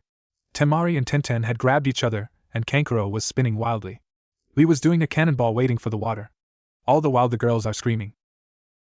They hit the water and a huge splash followed. When they surfaced, all of them were laughing their heads off. Wow, that was great, Naruto, Temari said. Yeah, the rest of them said. Yeah, so who is up for volleyball? Kiba asked. So everyone made their way back to the beach and was standing around waiting. So what are the teams? Ino asked. Well, of course it is boys versus girls, Temari replied, getting into her spot in the back. Wait, it will be 4 versus 5, Kankuro snapped back. I'll sit out. I think I am going to go make a castle with Gaara, Chugi said, sitting out. Alright then, let's get it on, Tenten said, wanting to start. Okay, Naruto shouted. No ninja skills this game, Ino said. Fine, everyone chorused. Tenten served the ball to Naruto, who bumped it to Kiba, who hit it up high in the air for Lee. I got it, Lee said as he jumped up high. Ino and Temari both jumped up to block it, and they sent it back at Lee, who had no choice but to let it hit him in the chest. The ball was falling through to the floor. Kankuro dove and saved it, and Naruto hit it back. The rest of the game went on until the girls finally won by 2 points. Okay, now we are using ninja skills, right? Naruto asked, jumping up and down. Sure, Naruto, Ino said back at him, sticking her tongue out. Okay, serve it, Kiba called. Tenten served it to Kankuro, who stood there until the ball almost hit the floor. A puppet popped up from the ground and bumped it up to the other puppet, who smacked it at the girls. Temari whipped out her fan and flung the ball back. This time it went to Kiba. Kiba transformed Akamaru into a clone of himself and waited for the ball to get to the right height. Kiba bumped the ball up to Akamaru, cloned as him, who began their favorite move. Akamaru used a piercing fang, rushing the ball back and scoring. The game continued with everyone using their ninja skills. Eventually the girls came out on top, winning 18-10 thanks to Tenten chucking kunai at anyone who went for the ball. Damn it, we aren't going to win with Tenten's kunai and weapons, Kiba said. Don't worry, I got it covered. Just play normal, you won't even see the kunai, Naruto called, getting ready. You sure about that, Naruto? Ino called back slyly. Yep. Okay, serve it, dog boy, Temari said, wanting to get the cane over. Kiba served the ball over the net, and the girls simply bumped it back. Lee was getting ready to hit it when Tenten threw her kunai. Mass shadow clones, Naruto called out, making a wall of shadow clones that stopped the girls from seeing, and any kunai thrown were deflected back. This continued until the boys caught up and were only down 1, the score being 18-17. I know what to do, girls, Ino said as she walked up to the front of the net and began her family jutsu. Valentine jutsu. Inside Naruto's head. Ino entered Naruto's mind. She saw Naruto standing there waiting. Hi Naruto, sorry B, we can't lose to you, Ino said as she walked over to Naruto and looked him in the eyes. Well, that might work if that was me, the real Naruto called as he appeared behind Ino. What are you talking about? If that is you, then who is this, she said as she turned back to the first Naruto. Hey Ino, how are you? Kyubi said as the first Naruto transformed into his human form. So what are you going to do? Ino said as she backed away from the 2 boys that were slowly advancing on her. Simple, I am going to keep you here until the boys win, Kyubi smiled as he stepped in between the real Naruto and Ino. CYA in a few minutes, honey, Naruto mocked at Ino. She tried to run at Naruto, but was stopped by a hand from Kyubi. Sorry Ino, you aren't going back yet. Want to bet? Ino said as she swiped at Kyubi, who ducked under the punch and smacked Ino in the back of the head with his cane. It didn't hurt much, just felt like a little smack. Ino tried again and again to get out, but each time missed and was struck by Kyubi. She attempted a roundhouse kick to his face, and Kyubi ducked and hit her in the back. Ino fell to the ground and stood right back up in the same position as before. Ino, you won't hit me, so please just wait. No, I am not going to lose to Naruto, she yelled as she aimed a kick, this time at his feet.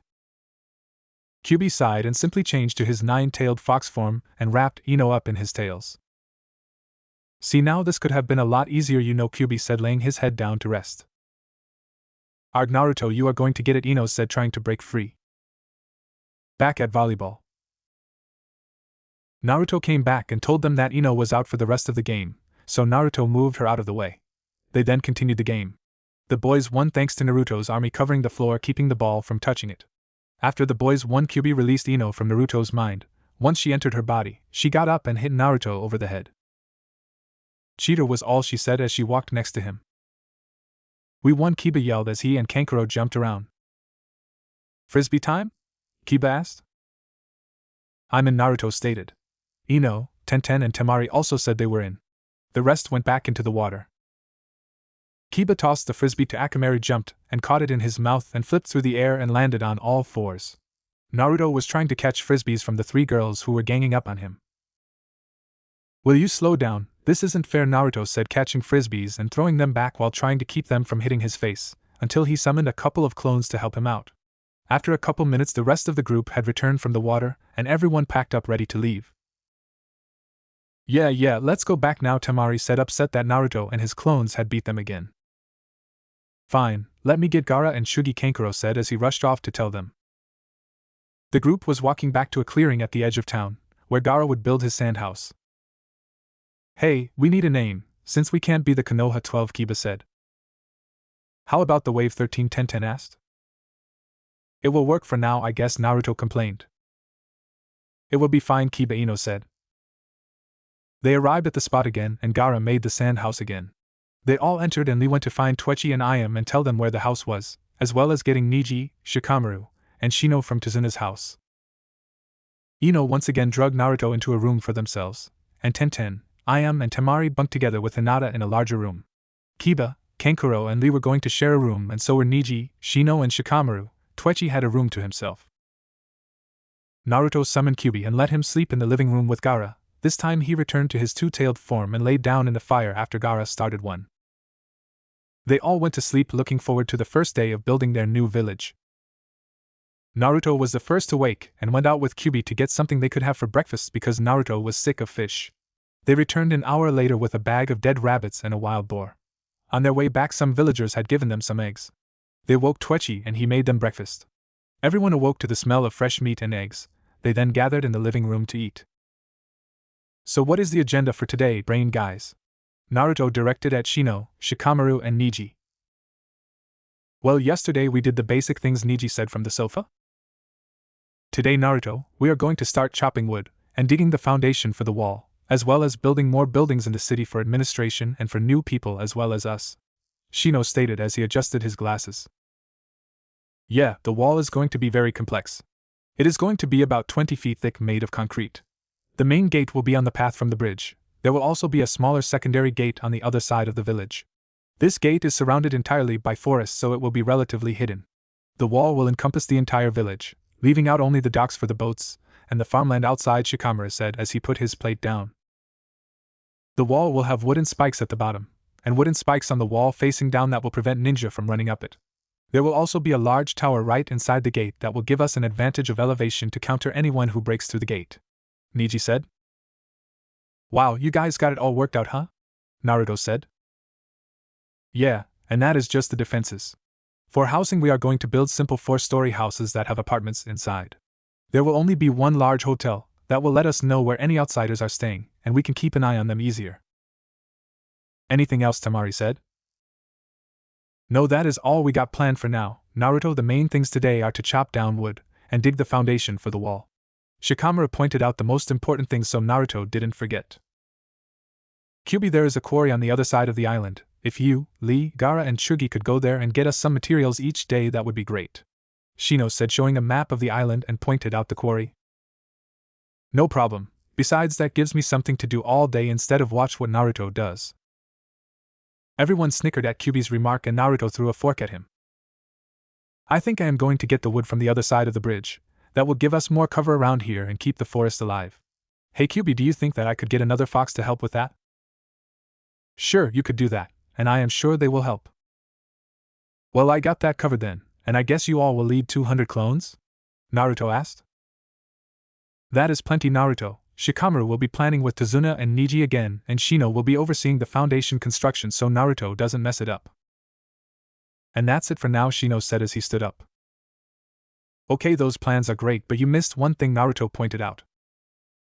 And what is that? Shikamaru asked, raising an eyebrow. The new Ichiraku ramen, Naruto yelled out, followed by I am giggling and Twitchy smiling. Shikamaru laughed and smiled. How could I forget? I guess we can put it right next to the Hokage's office, he said as he pointed out the area on the map. Arielala, Naruto yelled out. Yeah, now quiet down, Shikamaru said. Sorry. We will get to that sometime today, so go ahead and get the other stuff done for now, Shikamaru said, exiting with and Niji to go see Tazuna. Well, let's get started, Naruto said, exiting the sand house.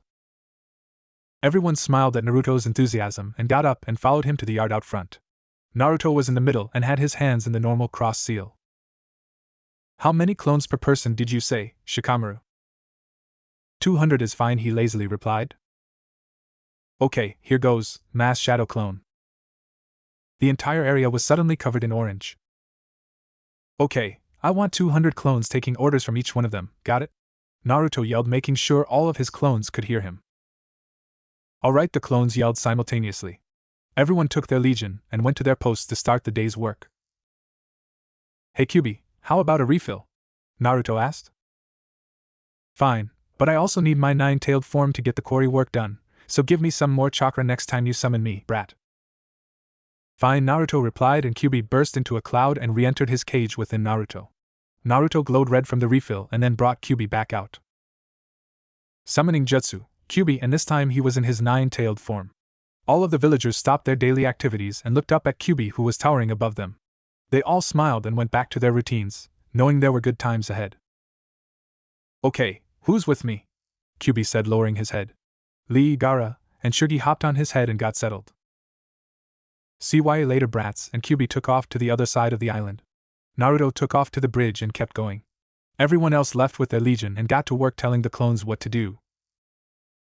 In 10 minutes Naruto had reached the other side of the bridge and was about 3 miles from the bridge when he stopped.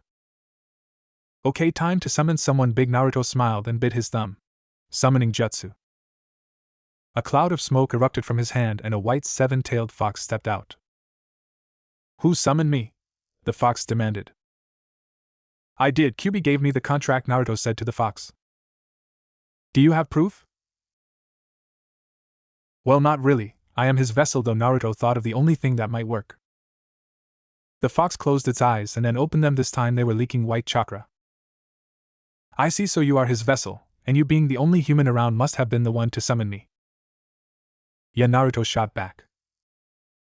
Well, my name is Orion. I am the leader of the Snow Foxes, the fox said, bowing. Snow Foxes? Are there different tribes of foxes or something? Naruto asked, confused. Yes, we are different in only the element we have better control over. I can control water, ice, and earth to a small level. Well, I kind of summoned you because I am going to be chopping down a whole lot of wood for our new village, and I need your help bringing it back to the village. Naruto explained. That is no problem. I haven't had much to do back home anyways. Well, how do you expect to cut down all the trees? I could do it, but they wouldn't be any good to use. Don't worry, I got that covered, Naruto said, crossing his fingers in the cross seal. Mass shadow clone. And the entire area was now orange, brown, and green. Orion just whistled. Wow, that is a lot of clones there, Naruto. Yep, my favorite move, and that was my chakra, not Kyuubi's, Naruto pointed out. I could tell, Kyuubi's chakra is a lot denser and more potent. Oh well, let me get the clones to work, and then I will tell you what our plans are for the village, Naruto said. Alright, everyone listen up, we need to chop down this whole area into logs that we can use for buildings and stuff. Naruto started in his orders. He then went on to explain the lengths and sizes. After he finished, he explained to Orion their new village. Well, that is a great idea, especially with Lord Kyubi being the guardian. Yeah, we are going to be the strongest ninja village eventually, Naruto said while looking at his clones do the work. Naruto, may I ask you a favor? Sure, what is it? Well, my daughter, Mirayon, and her family are looking for a new place to live, for our territory has become cramped and there isn't much room anywhere else. There is Mirayon and her husband Hector, and their family, which would be about 100 new foxes to come and live on the island with you. They would help your people as well, and Orion tried to continue but was cut off by Naruto. Of course, anyone with a good heart is welcome to come and live here. Thank you, Naruto. No problem, although I have one question, how are they getting here? Naruto asked, totally puzzled. You could do a mass summoning, but that would be hard because you might not get the right foxes.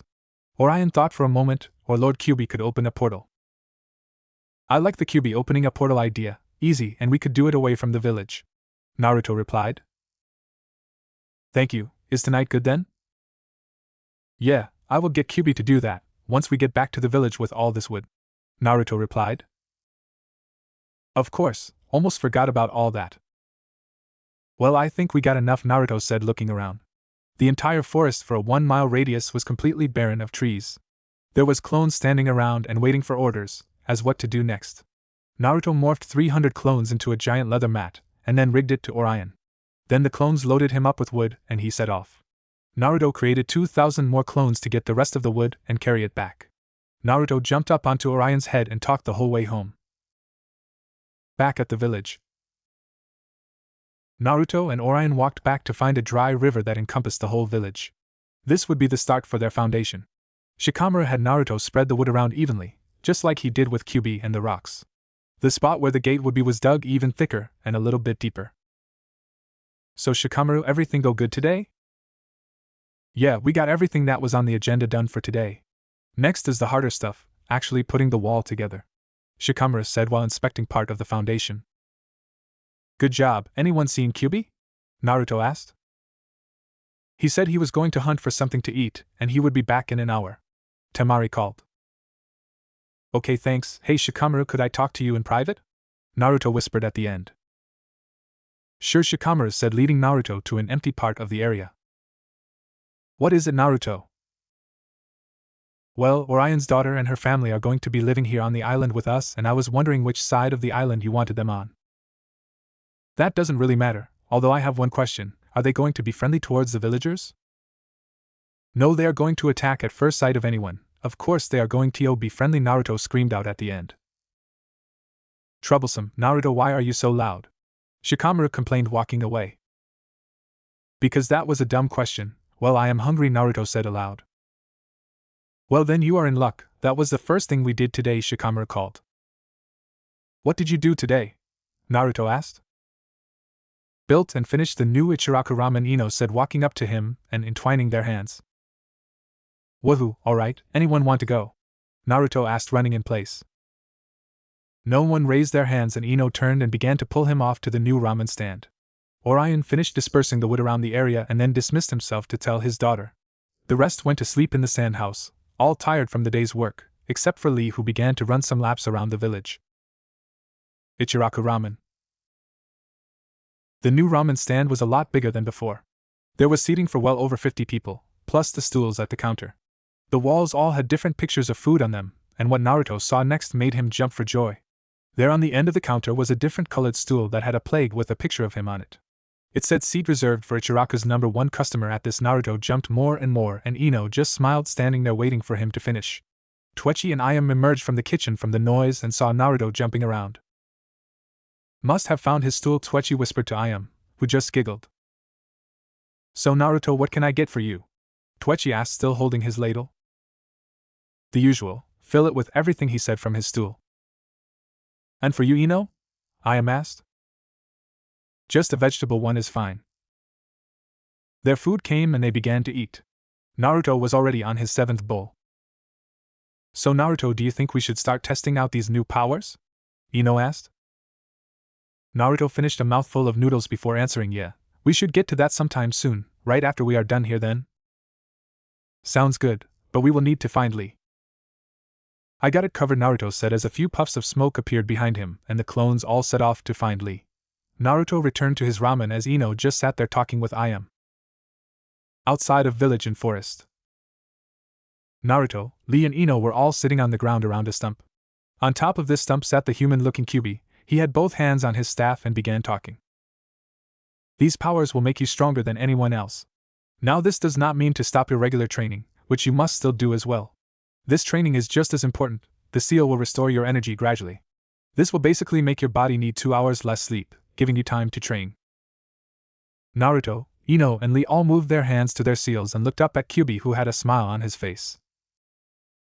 Alright, stand up. The first step is to gain the trust of your element. Trust? Naruto asked. Yes, you must gain power over an element from the element itself, Kyuubi said in a sage-like voice, while the other three growled at him. Okay, hold out your hand and concentrate on your element. Envision the element in your hand. The three stuck out their hands and began. The air around Ino began to become mistier, and then water began to drip out of the mist to form a ball of swirling water in Ino's hand. Ino opened her eyes at her accomplishment. The water then began to flow all around her body, jumping around, making her giggle. Nice work, Ino, your element trusts you. Naruto and Lee were still concentrating. The earth around Lee suddenly shot up, encasing him in a ball of earth. The earth then began to crumble away, turning to sand, which then flowed to Lee's hand. Then the sand turned back into a chunk of rock with sand flowing around it. Good, Lee, you have its trust as well. Come on, Naruto, you are the only one left. I'm trying, he grumbled out. Naruto's hand burst into flame, encompassing his hand completely. The flame then turned a darker shade of red and began to drip off of his hand, still burning and flaming. The ground around Naruto opened up and molten rock spewed forth, flowing around his feet, but not burning him at all. Wow, brat, the element has better trust in you than it does in me, Kyuubi said, amazed. Naruto put on his fox smile. Well, now all you have to do is feel the element and imagine what you would like it to do. I suggest trying something small first, like swirling it around or turning into a specific object. Ino quickly thought of Naruto, and the water in her hand morphed into a small replica of Naruto. Wow, Ino, you are a lot quicker in this than the other two. Take that, Naruto, Ino said as she stuck out her tongue. The earth in Lee's hand turned into a replica of Guy, and it made a good guy pose. Alright, I got it, and I miss Guy Sensei, Lee cried out. Ha, Naruto, you are last again. The fire around him turned into a large ball of flame, which he held in both hands. It then began to become round. Naruto laughed as he held a bowl of ramen made from fire in his hands. Ah ha ha ha, I can't believe he made a bowl of ramen and not an image of you, Ino, Kyuubi said, holding his sides. Naruto, you are so predictable, Ino said, sighing as she knew it was futile to get an answer out of him. Well, it seems you three have a natural ability to control your element aside from the seals. This will make it much easier to wield this power. You three have also progressed extremely far. Most people take a couple of months just to gain the trust of their element. So I am guessing in about 5 months you will have a good level of control over your element. Kyuubi, why 5 months? Lee asked. Kyuubi smiled, showing his canine teeth. That is when the next Chunin exams are. Really, we are going to go? Naruto asked, still practicing with the fire in his hands. Yes, I think you should go and show them that the new village hidden in the waves is not to be messed with. This will also allow us to show off, which will get people to give us missions instead of the other nations. Ah, so basically it is to get recognition, Ino said, juggling the water in her hands. Precisely, I figure that is the best way to show our power. Yes, but what if one of the other villages decide to attack our village when we are not done fortifying our defenses? Naruto asked. You forget about me though, brat. No one will attack once some unlucky fool finds me. Yeah, I really wouldn't want to be that guy, Naruto said, laughing. But then who is going to be our sensei? Ino asked. I guess Orion will have to take a vacation on the island when we go. Well, that was settled quick, Naruto remarked, still amazed at the fire around his hand and not burning him. Exactly. Also, I have another idea for the village. I would like to place a seal over the island, and on each citizen of Wave. It will allow us to see anyone who is a fake, because they will not bear the seal. Basically, it is to prevent spies. Wow, that is a great idea, Kyuubi exclaimed. Yes, that can be done whenever. I guess, Naruto, you will have to help me with administering the seal, as to get it done as soon as possible. Great idea, but how will we know who is a spy? Ino asked, still practicing. I will place a master seal in the village. It will ignite the seals on everyone, showing proof that they are wave citizens and not intruders. Also, another seal will control some village defenses, such as lengthening the spikes on the walls or raising the walls themselves. And it can only be activated by those who bear the seal of wave. Man, QB, you really have this all planned out. I am 10,000 years old. Why do you think I look like this? QB said, smiling. Well, QB, you and me have the rest of the night worked out, so let's go. I can catch up on my training later, Naruto said as he began to walk off with QB. Fine, keep up the training, you two. Try to make a creature out of your element that acts like a real animal. We will see you back at the house later, Ino called, and Lee just yelled something about youth. Deep within the surrounding forest, Naruto and QB were speeding off to an undetermined location when QB stopped, leaving Naruto to look at him, but keep going, crashing into a tree. Ha ha ha, I couldn't resist that one, you idiot, QB said, holding his sides in laughter. Whatever, is this spot good enough? Naruto called, getting out of the Naruto-shaped hole in the tree. Yes, this will do. It will take me a couple of minutes to open the portal, so just ignore me and keep practicing, QB said as he put his staff down and his hands together, and then started chanting in a language Naruto had never heard of before. Fine, Naruto jumped to the ground and began to call upon the fire element in his mind. A large ball of flame once again engulfed his hands. Awesome, Naruto said, waving his hands around with the fire following them whatever they did. Cool, so basically I have a new taijutsu style, Naruto thought aloud, and then went back to trying out new punches. He then tried to ignite his feet, but they caught on fire and he had to struggle to get it out. QB opened his eyes as he finished his chanting. Open was all he said. A spot in the air cracked with lightning, and then the air around Naruto got really cold. The spot began to grow larger and larger, all the while lightning was jumping through and around it. The spot grew into a dark purple portal that was about 50 feet tall and 30 foot wide. Out first stepped Orion, checking the surrounding area. When he spotted QB in his human form, he bowed down with his muzzle almost touching the ground. Arise, there is no need for that, QB said, not wanting to be worshipped. My daughter and her family is all ready to come through, may they? Orion asked. Sure, tell them to come on and find a spot, Naruto called from next to QB.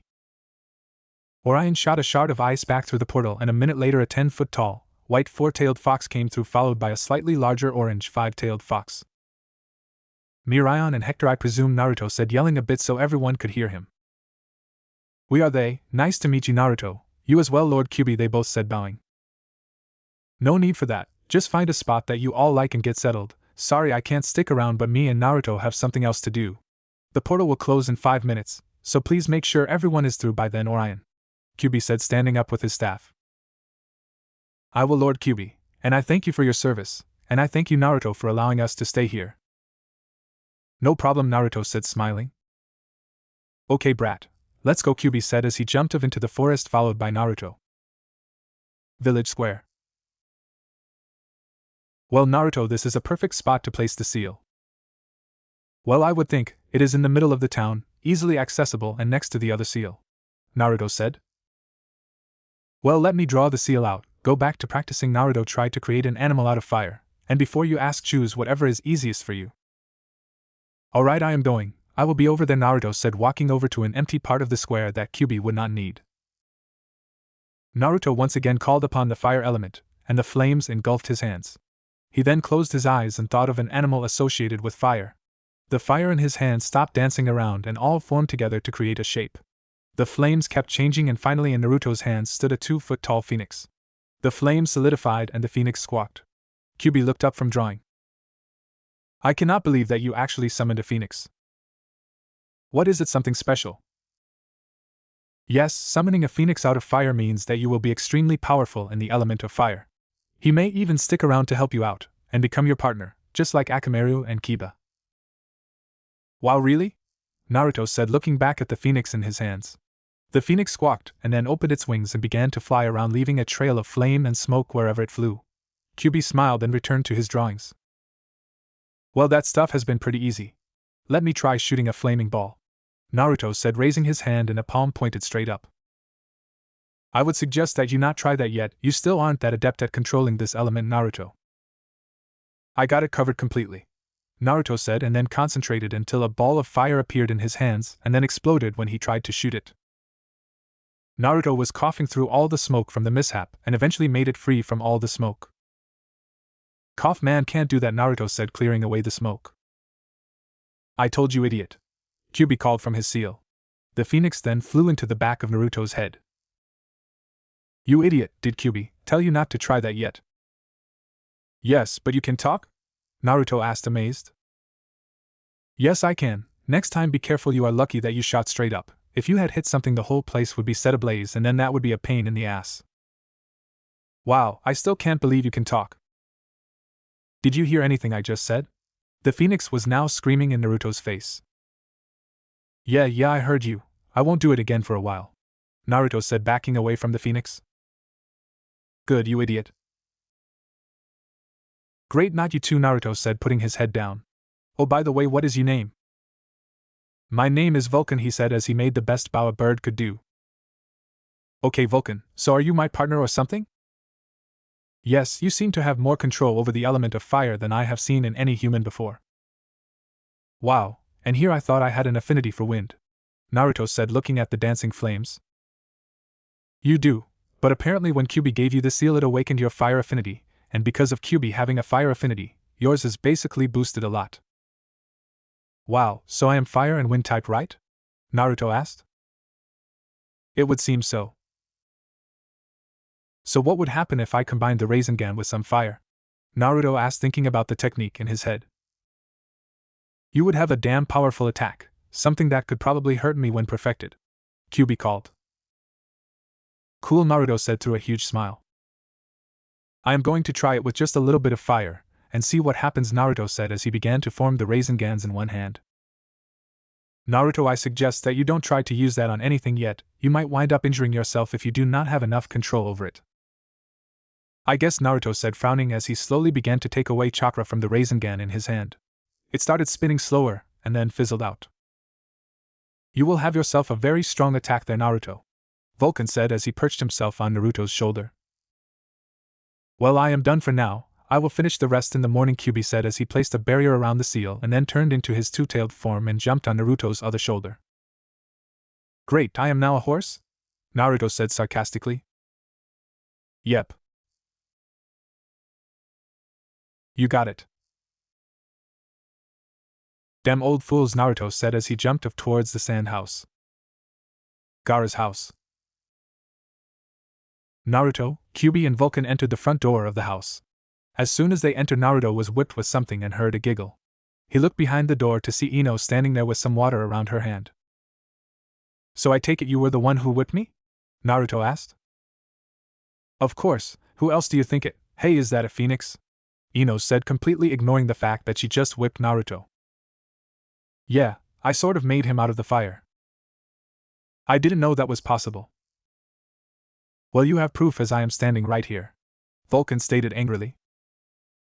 Geez, he's more of a grump than Kyuubi. I heard that, brat. So what if you did? What are you going to do about it, you wimpy fox? Ino said, teasing him in his small form. This, Kyuubi said as he grabbed Vulcan with his tails and threw him at Ino. Ino freaked out because of the incoming projectile, but it never hit because Vulcan flew back to Naruto's shoulder after knocking Kyuubi down onto the floor and grumbling about stupid foxes. Well, that plan didn't work now, did it? Ino said back. Ino, I really don't think you should get Kyuubi mad, Naruto pleaded. And why is that? Because he is kind of standing behind you, Naruto said, smiling. Ino whipped around to see Kyuubi standing there in his human form. He was smiling and he lifted his cane into the air and bonked Ino over the head with it. Hey Ino, now what were you saying, about wimpy foxes? Hey, nothing, just how cute they are, Ino said, hoping to avoid some pain. Fine, if you can lay a hit on me with your water, then I will not punish you. Naruto, how come you aren't helping me? Ino yelled at him. Naruto turned and walked into the kitchen area with Vulcan. I am not getting involved, I am hungry. Damn, Naruto, well, I guess I have no choice but to try and hit you, Ino said, taking a stance with water around her hands. It would seem you have plenty of control over the water, from your stance. All I have done so far is call upon it, and use it as a whip, That just happens to be what I need to do, Ino said, smirking. I got $10 on QB, Naruto said as he returned with a sandwich in his hands and Vulcan was holding a pack of crackers. We will see, I will not even move my feet, QB bragged. Let's go, Wimpy Fox, Ino said as she lashed out with some water. QB smiled and then ducked under it. Ino retracted the water and formed a ball in her hands again. She then lashed out again, this time in a smaller string that was headed right for his head. QB stood there and at the last second his cane intercepted the water and smashed it back at Ino. Almost, Ino, but I'm still betting on QB, Naruto called from the couch.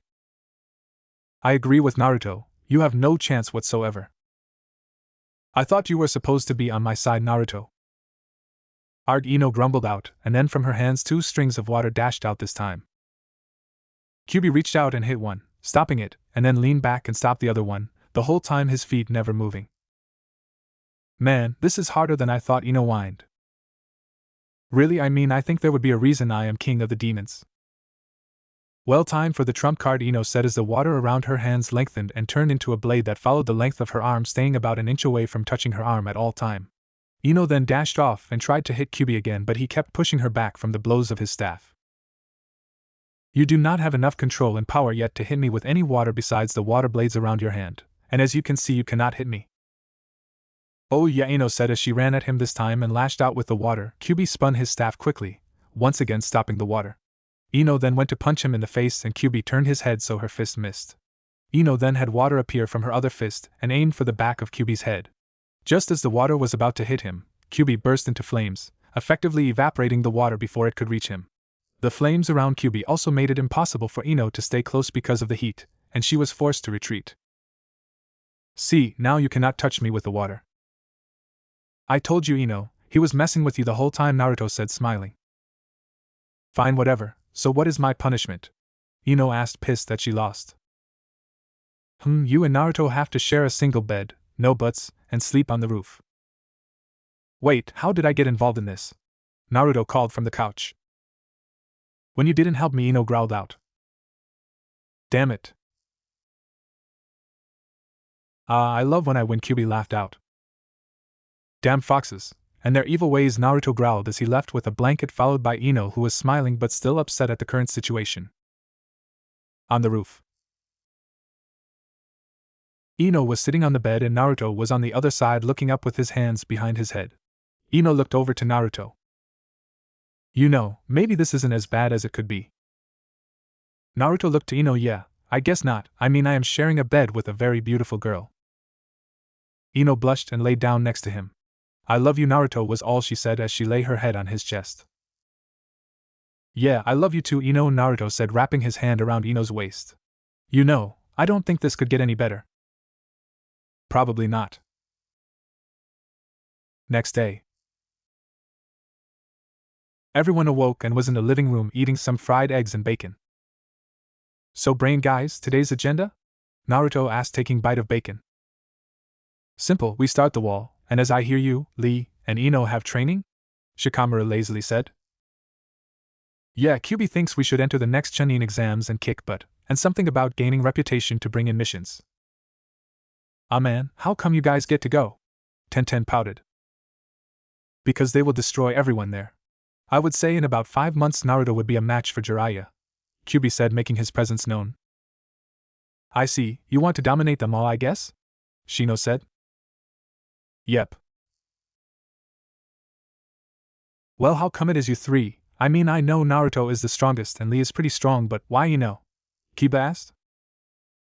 Naruto had to stand between Kiba and Ino so they did not get into a rumble. Well, dog boy, why don't I show you? Ino said. Sure, outside? Kiba said, accepting the challenge. You're on. I got $10 on Ino, QB said, hopping to Naruto's shoulder, and everyone exiting the house. Outside.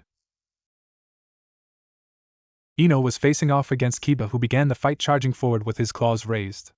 Kiba swung at Ino and she jumped back and landed in a crouched position. Kiba attacked again and Ino jumped over him and landed crouching. What are you going to keep dodging me? I guess I will show you, I got training to do, Ino said as she stood up straight.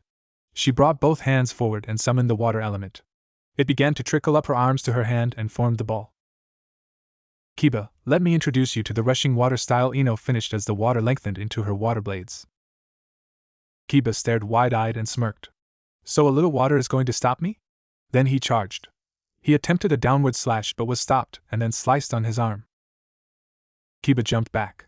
What, you didn't say any jutsu and there isn't even any water around?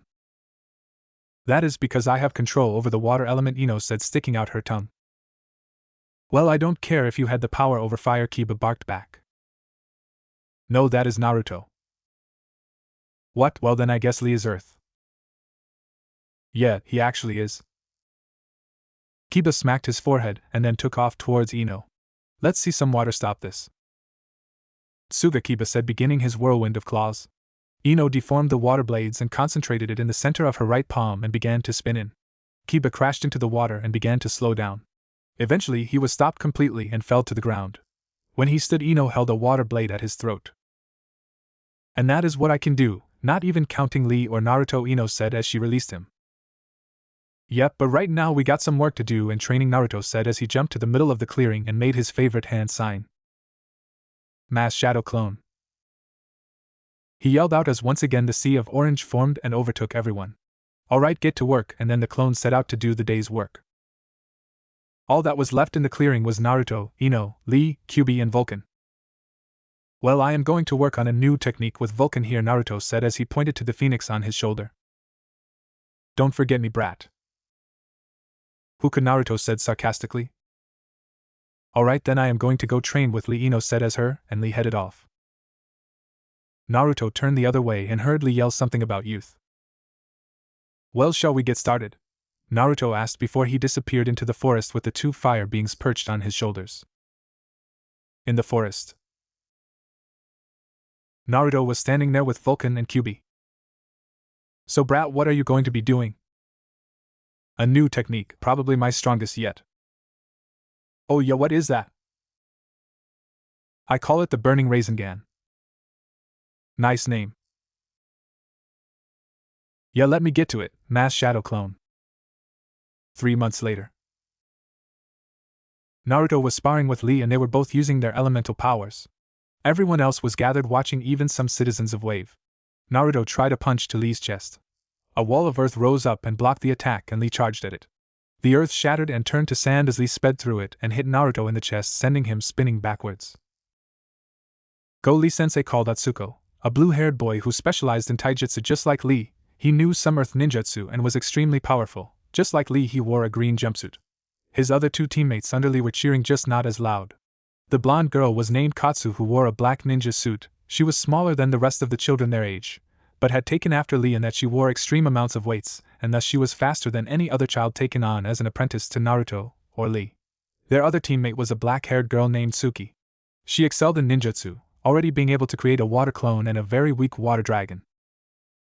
Naruto sprung back at Lee with burning hands. The earth once again rose up to stop Naruto, but he smashed right through it. Lee had no choice but to dodge. Kyuubi had thought to make the ninja better, so everyone was wearing weights, including the senseis. As a result, everyone was quicker than they appeared. Burning arrows, Naruto called out with his hands in the position of shooting a bow. Fire sprouted from his hands and shot out in the form of many flaming arrows. Lee dropped his weights and took off sprinting around, dodging the arrows. Lee disappeared and reappeared next to Naruto with his fist encased in rock. Naruto turned and grabbed Lee's fist, making Naruto slide back about 10 feet, but Naruto had succeeded in stopping him right in his tracks. He then grabbed his other hand, effectively stopping him from escaping. Ignite, Naruto called as his whole body was engulfed in flames. Earth rose in front of Lee to try and protect him.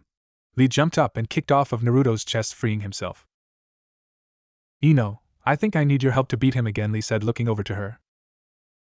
No problem, Ino said as she jumped next to Lee with her water blades already active. Come on, Naruto-sensei called one of his students. They were a set of triplets, all having dark red hair and freckles. They were all talented in the art of fire, thus Naruto was perfect for their sensei. They just happened to have a talent for pranks as well. The oldest was a girl, Mimi. She had long hair that was tied into 2 ponytails that hung down her back. She had 2 brothers that did everything together and sometimes finished each other's sentences, which annoyed their sister. They were Kyu and Ryu, and most of the time you could not tell them apart. There was other young ninja, but they were still in the academy. There they were being trained by many different teachers, including Chugi, Hinata, Tenten, Kiba, and Shikamaru. They did this in order to make their students stronger than any others. There was only 2 teams right now because they were stronger than the rest. Lee and Ino charged at Naruto, who stood there with fire burning from his hands. Lee disappeared and reappeared behind Naruto, fist encased with rock and sand following him. Ino had her water blades, but this time they were different. They were still along her arms, but they also had a trail of water that froze after leaving her arm. This made it look as if she was dancing. Her fists were encased in a cone of water that was spinning at an incredible rate, rivaling the speed of the Rasengan. She also had a suit of armor made entirely of water. As soon as they were within 5 feet of Naruto, he smiled. "Spin," Naruto said as the fire engulfed him as he began to spin violently. A sphere of flame rose and looked exactly like Niji's heavenly spin, except it was made of flames. Lee and Ino both stopped and jumped backwards. They both put their hands together and shot a dragon made of their elements. As they neared Naruto, he put his hands up at each one. A burning red dragon sprouted from both hands and crashed into the water and earth dragon, canceling them out. This collision created a huge amount of dust. When it cleared, everyone was amazed to find Naruto's legs and arms encased in earth, and Ino standing there with a water blade to his throat. Lee rose from out of the ground and smiled. "We win this time," Naruto Lee said, walking over next to Ino and Naruto. "Ah man, I almost had you too," Naruto pouted. "Well, that was fun. I guess we got to get to work now, hey everyone?" Naruto said as Lee released the earth holding him. "Yep, let's get started," Naruto said as he created the sea of orange that began to get to work around the village, creating new buildings and anything else that had to be done. Everyone went to oversee the construction, and the Elemental 3 went to train. The wall was completed. It was 50 feet high and 20 feet thick. There was wooden spikes that were only a foot long that lined the entire wall all the way around the village. Kyubi had drawn another intricate seal in the middle of town, next to the citizen detector seal. This new seal could be controlled only by 10 citizens of Wave. This seal could lengthen the spikes on the wall instantaneously, and summon some earth golems around the entire village, in case they were ever invaded. A tower had been built in between both of the major seals. This was where the leader worked from. It was taller than the Hokage's tower, and surrounded by a moat of rushing water. The constant moving and rushing of the water makes it very difficult to cross even for ninja. The village did not have an official leader, but Kyubi and Tazuna had that job covered. Kyubi was regarded as an elder for his wisdom as well as his help to the village. Tazuna was also regarded an elder for his work on the bridge, which saved the country. Kyubi often wandered around helping any way he could, leaving Tazuna to the paperwork. Kyubi loved walking around because all of the little kids ran up to him asking for a story or if he could summon a fox for them to play with. Naruto would be the Namikage, but he was still in training for that job. Probably after the exams he would take over as head of the village. In the forest with Naruto and Vulcan. Naruto was talking with Vulcan while a mass of clones worked on the fire manipulation. "I cannot wait for the Chunin exams. And they happen to be in Konoha because the last ones were interrupted. Ah yes, it has been a while since I was actually able to fight. I love flying around while on fire and blasting fire around." "Yeah, I noticed," Naruto said, pointing to an area of burnt forest. "Well, last time I was having too much fun." "Sure you were," Naruto said sarcastically. A 3-tailed white fox jumped out from the brush, somewhat out of breath. "Naruto-sama, my name is Ember. I have been sent to inform you that intruders have been spotted crossing the bridge. They wear a headband of Cloud Country, with a slash through it." "Alright, I am on it," Naruto said as he dismissed all of his clones except for 2. "You too, go warn the others," Naruto said. "No need, my sister has already gone to do that," the fox informed them. Naruto smiled and dismissed his remaining 2 clones and took off towards the bridge with Ember following and Vulcan flying next to him. When they arrived near the bridge, Naruto hid in the tree line waiting to see who it was. Vulcan flew overhead as a regular bird would, and Ember was hiding behind Naruto. The intruders were 11 missing meme from Cloud. A ninja turned to another. "I hear that this land has prospered since Gato was killed off by that Kakashi of Konoha." "Yeah, he beat Zabuza of the Mist, and then took on Gato and his little army of thugs." "That's not how I heard it. I heard that Zabuza had an apprentice who was stronger than himself, and she was beat by some genin." "So you are saying that a genin beat someone stronger than Zabuza of the Mist?" "Yeah, that's how I had it." "That is stupid." "Look, there is Zabuza's grave. Let's see what it says. Zabuza Momochi, swordsman of the mist." "Man, that's all he was known for, killing some classmates. I think I am going to get rid of this grave, and take this sword and sell it," one of the ninjas said, reaching for the sword. Naruto decided it was time to intervene and made himself known before they defiled the grave. The ninja pulled the blade from the ground behind Zabuza's tombstone. As soon as he lifted it from the ground, he was set ablaze and fell to the ground screaming from being burned alive. Magma strike, Naruto said in an eerie voice, trying to stall for backup. After seeing their comrade lit on fire, they all took defensive stances. And who are you, brat? One of three ninjas said when he noticed Naruto. I am the fire champion of Wave, was all Naruto said as he activated his fire element, getting into his burning fist style. Fire champion, eh? One of the ninjas said, not impressed. I am missing ninja of Cloud, and I was a jounin when I left. Your point, Naruto replied calmly. My point? My point is that you have no chance against me, little brat, the ninja said, tossing his kunai at Naruto, and then began hand seals. The kunai sped towards Naruto, but he raised his burning hand, and when the kunai met, it melted and landed as a dull-pointed kunai. Some of the Cloud ninjas saw this and were thinking twice about attacking. The ninja finished his hand seals. Lightning bolt, and a bolt of yellow lightning shot from the man's hand and right at Naruto. He simply sidestepped the attack and replied casually. Too slow. Why you stall him, men? I will finish him with the next move, the ninja said, beginning another set of hand seals. The men charged Naruto with kunai drawn. Naruto extended one arm farther than the other, and his left foot forward slightly. When the Cloud ninja were 5 feet from Naruto, he exploded towards them. Naruto struck each ninja and they were sent backwards. The spot they had been hit in was burning, their clothes catching fire and burning them. They got back up slowly and charged again. Naruto fought through them with his self-taught style, ducking under punches and taking hits in order to land a hit. In a minute all of the ninja were down except for the lead one. He finished his jutsu and laughed manically. Thunderstorm and the clouds gathered rather quickly and a huge lightning bolt sped towards Naruto. The bolt hit and dust was kicked up. When it cleared, the ninja was shocked. There before him stood a wall of earth which had absorbed most of the strike. Next to Naruto was a man wearing a new outfit. The ninja turned to leave but was met with river of water that sent him flying back into a tree unconscious. Man, Naruto, there was only one guy left. You keep getting here before us, Ino whined. Yes, Naruto, your strength has leaped compared to the rest of us, Lee said. Lee had decided to get a new look but still wanted to wear the green jumpsuit in honor of Guy. Naruto suggested adding something to it to make it look better and change the hair.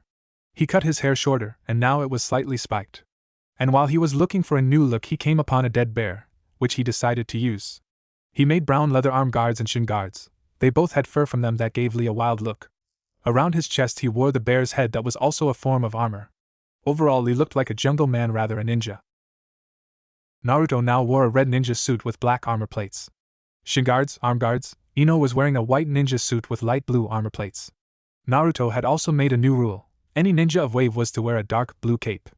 It gave them a look of power and would be their trademark thing. Ah well, maybe next time, Naruto said, smiling. And I didn't even get to do anything, Vulcan said as he flew up to Naruto's shoulder. That's because you are too slow, Naruto said. Maybe, if I didn't have to do the observing crap, I would get some action.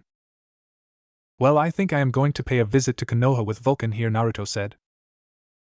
Can I come? Ino asked. I guess, Lee, do you want to come as well? No thank you, I would like to stay and train. Besides, we need a powerful warrior to stay in case of an attack, Lee said, not shouting. Well, I guess you are right then. Would you mind telling everyone, and could my team train with you until I get back? Naruto asked. No problem, my friend. Well then, Lee, we will see you in about a week. We got some people to visit, Ino said, grabbing Naruto's arm and taking to the trees. Lee just waved before sprinting back to the village. Way to Konoha. So Naruto, what level gravity seals are you up to now? Ino asked. Well, I am already at level 5. I think Lee said he was up to 4, anymore, and he could not handle the stress. I can because of Kyuubi's chakra. Got a point there. So what level are you up to? 3 or 4 yet? I am only on 3, I am falling behind you two, Ino said, sort of disappointed. Don't worry, me and Lee are special cases, besides us you are the strongest. Well, maybe not Kyuubi and all, Naruto said in a cheerful voice. Don't worry, soon I am going to be able to beat you by myself. We will see. 2 days later in Konoha. Naruto and Ino landed on a tree limb right on the edge of the forest surrounding Konoha. Should we take the formal approach or the stealth one? Ino asked, not caring either way. I say we take the stealthy one and embarrass all the ninja, Naruto said, thinking of all the pranks he could pull on them. No, let's take the formal approach. We don't want Tsunade getting mad at you and breaking some of your bones, Ino said, grabbing Naruto by the collar and jumping with him to the main road so they could pass through the main gate. They were now walking to the village slowly. Hey Ino, some Anbu are coming, can I? No, Naruto. Damn it. A couple of Chunins were on guard duty, but as they were getting ready to stop them, Naruto and Ino but 5 Anbu jumped down in front of the Chunins. Why are you here? We are visiting family, Ino replied happily. The Anbu didn't like that answer, so he asked something else. What business do you have in Konoha? Naruto couldn't resist. We are visiting family, he said slowly. The Anbu became frustrated and began to reach for his sword, but Ibiki came through the gate. It seems our Anbu do not recognize a former shinobi of Konoha, head brat, Ibiki said in his deep voice.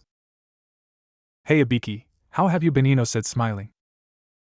So what brings you brats back to Konoha? I thought you were off making your own village and stuff. We did. Look at the cool new forehead protectors, Naruto said as he pointed to his head. Well thanks, now you just made some more work for me. I got to add something to the bingo book? Yeah brats, so what brings you to Konoha? Visiting, and coming for the Chunin exams, Naruto replied. An Anbu stepped forward. You demon are not allowed back into this village. The next thing the Anbu knew was Naruto was standing in front of him with a kunai at his throat and another to his stomach. Hey, you got faster, Ibiki said, smiling. Yeah, and the Anbu have gotten more pathetic. Well, before any trouble starts, go ahead and visit or whatever you had planned, just don't make any trouble, Ibiki said, dismissing them and turning to the Anbu, who made an outburst. 10 minutes later. Tsunade was at her desk doing the dreadful paperwork. Man, I wish Naruto was still here, at least he gave me something to do and added a little excitement, Tsunade said, taking out some sake to drink. I wonder what he is doing. Just then a figure jumped in through the window. Tsunade turned her head. Hey Tsunade, Jiraiya said as he took a seat next across from Tsunade, and she handed him a cup of sake. Oh, it's just you. Good to see you too, Jiraiya joked back. So have you found out anything about Naruto's village? I am afraid not. Every time I cross the bridge they are always waiting on the other side, and I am forced to turn back. Well, that gives them an advantage, Tsunade said, leaning back. Yes, very effective, but I tried walking on water and there was always a fox staring at me. Then less than a minute or two, a ninja appeared with another fox. Wow, they have great alerts set up then. They probably have the greatest defense of any village. Yes, but I am not a Sannin for nothing. Oh yeah, what did you do? Tsunade asked, intrigued. Simple shadow clone, Jiraiya said, smiling widely. So what did you find out? Well, compared to their village defense, their sensors are trash. Tsunade spit out her sake, which just happened to be all over Jiraiya. Well, the foxes are apparently inhabiting the island, so they would be tough to get through if they attacked. Next, their wall is as tall as ours but thicker. It has wooden spikes around the base and near the top. It gets better, the wall is infused with chakra and when activated the spikes will lengthen or shoot out. Amazing. Anything else? No, I had to go because I think Naruto saw me, but I got out of there before he could find me. Not exactly pervy sage, Naruto said as he and Ino jumped through the window. Naruto found himself in Tsunade's arms in a bone-crushing hug. Ow, Granny Tsunade, you still have some strength in your old form, Naruto said as he ducked under a couple of punches. Hello Ino, sorry but I just missed Naruto, Tsunade replied, sitting back down. So what brings you two to Konoha? Jiraiya asked. Well, we can't come and visit, pervy sage, Naruto said, smiling as Jiraiya twitched from Naruto's nickname. Well, I guess you can, but what were you saying about you seeing Jiraiya? Tsunade asked. Oh that, well, Kyuubi felt you power before you even crossed underneath the bridge, which by the way is a smart idea. Well, you did fool the foxes, but not Kyuubi or us. How is that? Jiraiya said. We have something else that you didn't mention. That is how we knew, Naruto replied. What, another type of sensor or defense? Tsunade asked. Kind of, but I am not disclosing that information, Naruto said, smiling. I think you are bluffing. If we were bluffing, then how did you not encounter one of the 100 foxes that roamed the forest on your way out? How is it that if I saw you, you outran me, especially since you are older? You still think you are better than me, brat? Jiraiya said, getting into Naruto's face. Of course I do, old man, Naruto shot back. Both of you outside before anything happens to my office, Tsunade said in a commanding voice. Naruto and Jiraiya quickly calmed down and exited the room, with Naruto calling Training Ground 59, and then Naruto and Jiraiya took off in a race to see who was faster. Training Area 59, I have never heard of that one, where is it? Ino asked. Far on the border of Fire Country, very isolated. I guess they don't want anyone to know his power? Yeah, Naruto still shows off a lot but always has something up his sleeve. Tsunade smiled and looked at Ino as they began to follow at a slower pace. So how is Naruto? Training Area 59. Tsunade and Ino arrived to see Naruto in a headlock from Jiraiya. Looks like I still win, brat, Jiraiya said, teasing Naruto. Oh, ya want to spar? I bet me and Ino could beat you two old people. This of course earned him a punch from Tsunade. I will take that fight, Naruto, and Jiraiya accepts as well, Tsunade said as she took off her green jacket. Naruto and Ino both took off their deep blue capes as well. Jiraiya just stretched. You two geezers are going down, Naruto taunted. You know, Jiraiya, I think we just go and beat up Naruto, Tsunade said, cracking her knuckles. We will see, Granny, Naruto called. Everyone got into their respective stances. Naruto and Ino were not using their elemental styles yet, saving a trump card. A leaf hit the ground and everyone disappeared. Naruto was in a strength match against Jiraiya and Ino was dodging hits from Tsunade. Hey brat, you have a lot more strength than last time. Really? Well, I guess I got better or you got worse. Jiraiya jumped back while blurring through some hand seals. Earth Dragon Naruto created a shadow clone and switched places with his clone, avoiding the dragon. Naruto then went on the offensive by creating 20 clones and charging Jiraiya. Tsunade was having trouble hitting Ino, but Ino had yet to lay a strike on Tsunade. Ino, I don't think that you two will win by doing that all day. We will see, Tsunade, Ino said, drawing a kunai. Tsunade attempted a fist to Ino's face, but she bent backwards and sliced Tsunade's wrist. Tsunade then brought her other arm down and created a large fissure in the ground, forcing Ino to jump backwards. This left Tsunade time to heal the wound on her arm. Jiraiya had just dispersed Naruto's clones and faced the last Naruto. Wow, took you longer than I thought it would, pervy sage. Well brat, you have gotten better, meaning your clones are better, still nowhere near as good as me though. Oh yeah? Hey Ino, want to step it up a notch? Naruto called. I would love to, then I could actually do some damage. Naruto and Ino both jumped back next to each other. They dropped their weights and got into their elemental stance. Jiraiya and Tsunade also were next to each other, waiting for the surprise. Naruto and Ino looked at each other and smiled, then looked back to the two Sannin. They both charged. Jiraiya and Tsunade got into a defensive stance. First elemental strike, magma strike / river strike. Naruto and Ino's hands were encased in their respective element, and they punched the ground where Jiraiya and Tsunade were standing. The two Sannin were amazed. Where their punches landed was a molten, magma-charged pit and a pond of spinning water. Wow, was all they said. Surprised old people? Naruto called. Yeah brat, that was a lot of damage there. Well, you two haven't seen anything yet, Ino said, charging them while Naruto aimed an imaginary bow. Burning arrows, Naruto called as they shot forth from his hands, speeding towards the Sannin. They split, going a different way. Tsunade circled to the left, going for Naruto, while Jiraiya did the same, only to the right. Ino appeared in front of Jiraiya and smashed a water-enhanced fist into his stomach, forcing him back. You are my opponent now, Jiraiya, Ino said, lengthening her water into her blades. Heh, you haven't seen anything yet, Jiraiya said, charging Ino and engaging in a taijutsu fight. Naruto was also fighting Tsunade in taijutsu. Naruto struck a blow to her chest, forcing her back and singeing part of her clothes. Tsunade retaliated by jumping up and attempting an axe kick that Naruto dodged. Naruto forgot and jumped backwards, only to be caught in the fissure. Got you brat, Tsunade said, walking to where Naruto fell in. A blast of flame came forth from the fissure and Naruto crawled out, this time completely engulfed in fire. Still got that strength, Tsunade, but won't do any good if you can't hit me, Naruto taunted. Hey Jiraiya, I think it's about time we bring out the bosses, Tsunade called. Really, against these shrimp? Well, guess it can't be helped. Jiraiya and Tsunade both jumped back far away from the two. Summoning jutsu. When the smoke cleared, there stood Gamabunta and Katsuya. Jiraiya, what is it now? Just sparring against Naruto, and I got you first so I win. Naruto, Jiraiya called from atop Gamabunta. Well, I guess we show them our summons, Naruto said, smiling. Yes, I haven't seen Levi in a while. Ino squealed. Summoning jutsu. This time there was two clouds of smoke that were larger than Gamabunta and Katsuya. Jiraiya and Tsunade paled. Before them stood Kyuubi with his 9 tails swinging madly. He smiled, showing off his razor-sharp fangs. Ino was atop a large leviathan. It was longer than Manda and had arms and feet with claws on it. From his nose were 2 nostrils that were blaring steam. He was covered in light blue scales and had a dorsal fin that stretched to his tail. Think Shinran from DBZ, the Eternal Dragon, just blue instead.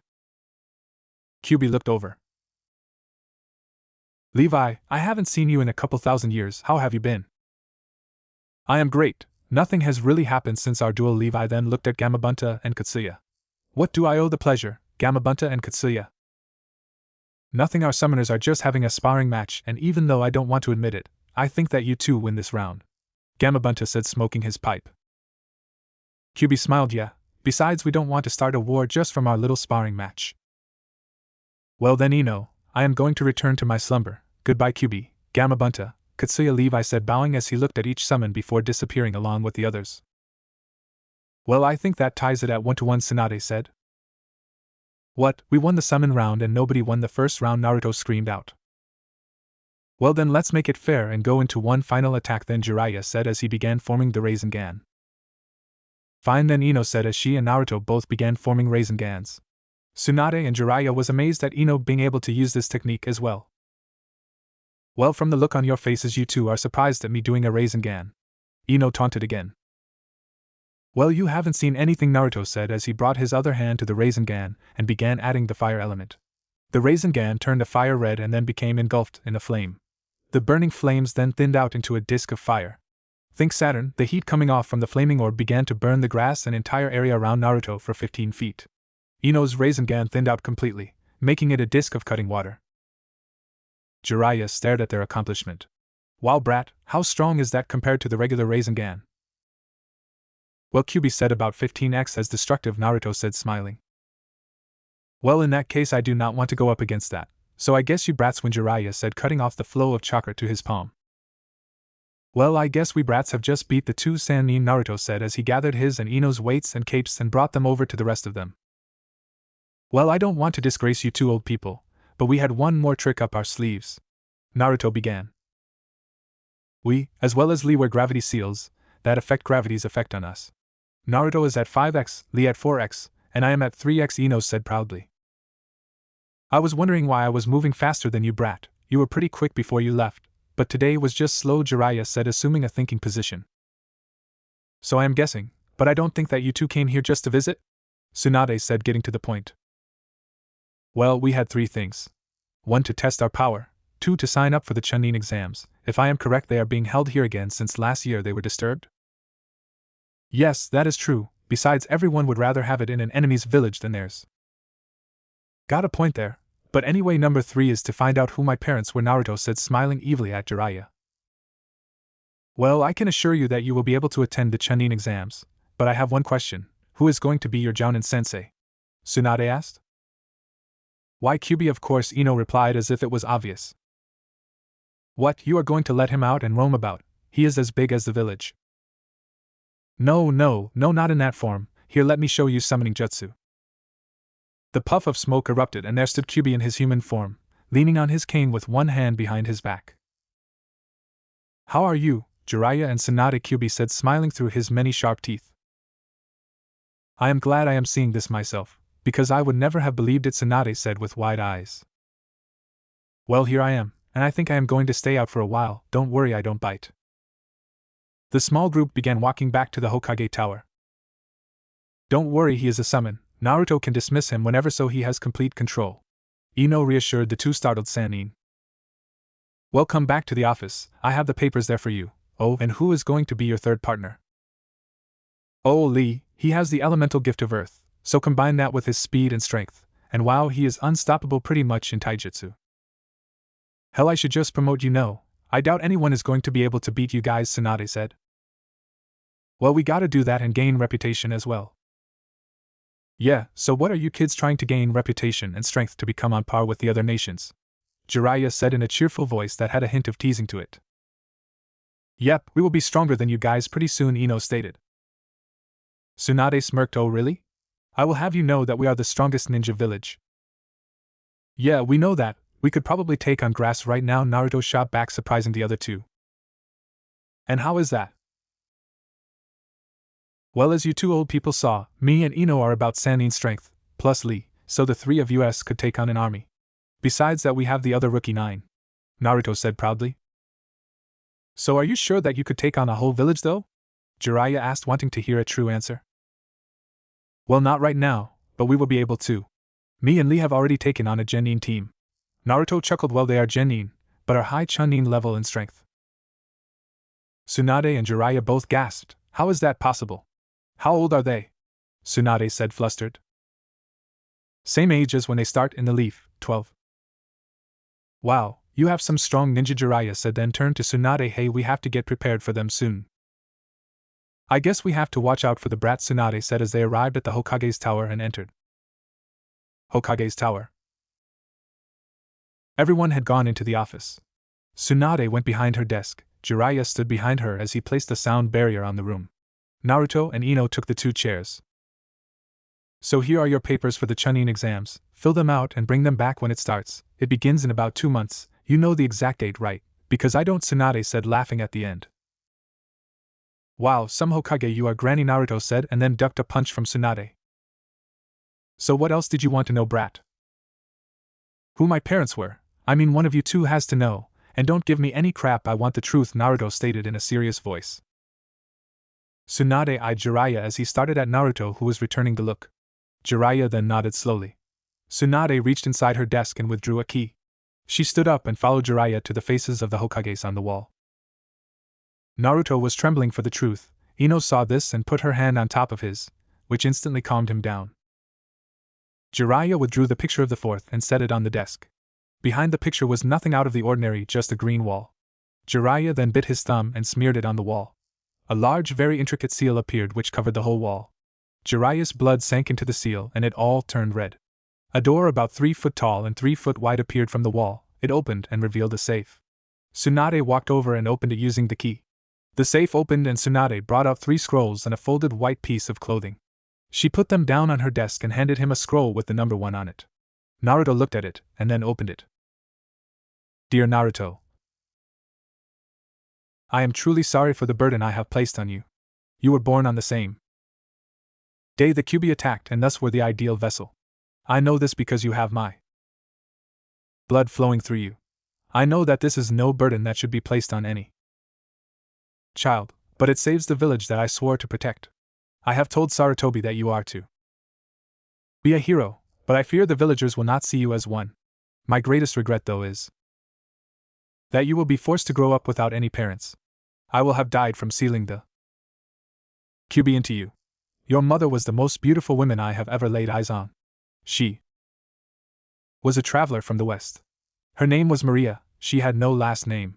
She died giving birth to you. She cried when she held you, knowing that there was complications and she would pass on. She cried though for seeing you, not for impending death. We both miss you, son, even in the afterlife. Grow up to be a strong warrior and protect the ones you love. That is where true strength comes from, the desire to protect. On the other 2 scrolls are my signature techniques. The yellow scroll contains the Flying Thunder God, the skill that gave me my name. Also, it contains directions on the seal needed for the special kunai. The other is the Rasengan. I also taught this to the pervy sage. You will know him when you see him. The Rasengan, though, is an unfinished technique. I was currently trying to add an element to it, thus creating an even stronger attack. Unfortunately, I ran out of time. I hope that you can perfect this technique and make me proud. Use these well, and live on, my son. Remember, protect those closest to you with all your strength. Love. Kazama, Erasure the Yondaime Hokage of Konoha. P.S. I have also left for you one of my capes. It looks so cool, make me even prouder by wearing it. There was also a doodle of the Yondaime with a victory sign. Naruto looked up to see a smiling Jiraiya and Tsunade. Naruto was crying silently. Ino gave him a hug, which he returned, and he stayed like this for a minute before looking back up. So you two knew? Naruto asked. Yes, but he told us not to tell you until you asked. I swear this, Naruto, Jiraiya said in a serious voice. Naruto eyed him, looking for any signs of lies before smiling. Well, I am glad that I had you as a teacher, Jiraiya, just like my old man. Yes, and I have to admit that you are an even stronger warrior than your father was at your age. You will no doubt surpass him, Jiraiya said back. I hope so, I will have a name as well then. Yes, and if you can do the Flying Thunder God, you will be feared by all the nations, and most likely Wave will become the 6th great ninja nation, Tsunade said. I know he will, Ino said, leaning up against Naruto. Are you two planning on staying the night? No thanks, we are going back to Wave, Ino said, declining their offer. Naruto, I would like to talk to you in private, Jiraiya said as he walked around the desk. Naruto stood up and followed him out of the room. They both took off to the Hokage's monument. So what is it, pervy sage? Are you ever going to call me Jiraiya? Sometimes, but I like pervy sage better. Jiraiya groaned. I'll get to the point. I have information that Orochimaru has amassed an army. This makes us believe that Orochimaru is planning on attacking Konoha again during the exams. If they do, will you help? Naruto closed his eyes and thought about it. He then spoke with his eyes closed. Jiraiya, I left this village because of how they treated me for everything I did. In my opinion, I would not help the villagers at all, but seeing as most of my comrades would, I guess you have an alliance. Just keep it completely secret, we will wait till the day of the invasion, if it ever comes. Thank you, Naruto. If Orochimaru was to attack again, I doubt that me and Tsunade could beat any two Kage. I mean, we would stand a chance, but we would have to summon the Death God. Either way we lose, Jiraiya replied calmly. Don't worry, I still have a couple months. By that time I will be stronger and stop Orochimaru when he enters the village. Do not forget about Lee and Ino. I definitely will not. She is just like Tsunade. They chuckled. I believe it would be during the 3rd exam. That is when he has the most time to do anything, and our ninja would be amassed in the stadium. You take care of things just like last time. Me and Wave will defeat any ninja running around the village. I will not have my ninja come until a day before the 3rd exam, okay? Thank you, Naruto. Oh, and don't tell anyone else though, and do not depend on us. We will try to make it here, but if something comes up. I know the situation, Brad, I have been around for a while. I'll probably be here the whole month in between, my ninja won't come till after.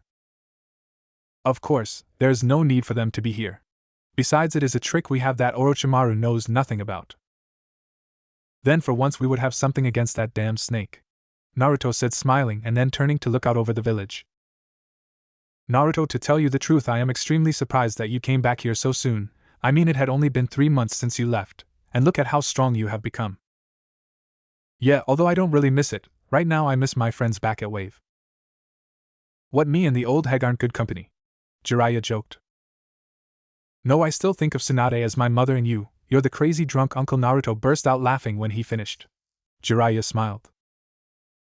Well, Brad, I think you had better go save Ino before she turns out too much like Tsunade, Jiraiya said as he began the short run back to the Hokage's office. Hokage's office.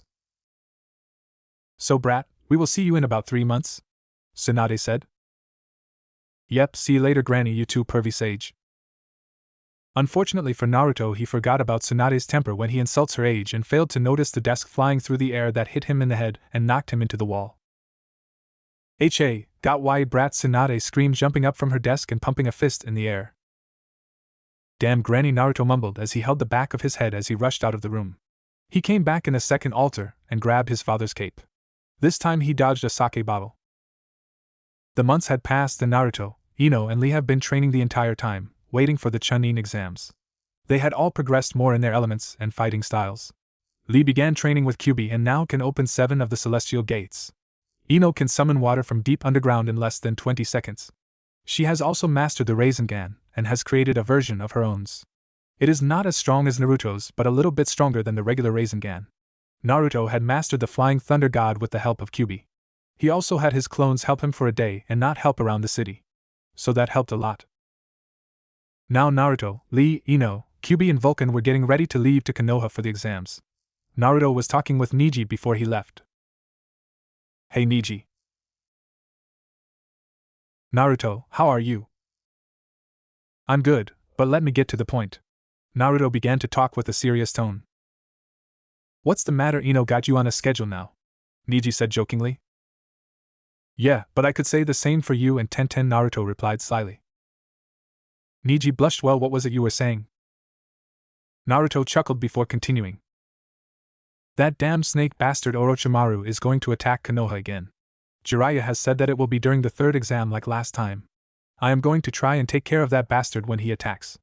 Lightning and Rock will also be going to this exam. They are only sending one team into the exam. Thus they will probably be joining Orochimaru in the attack. They will most likely be destroyed then.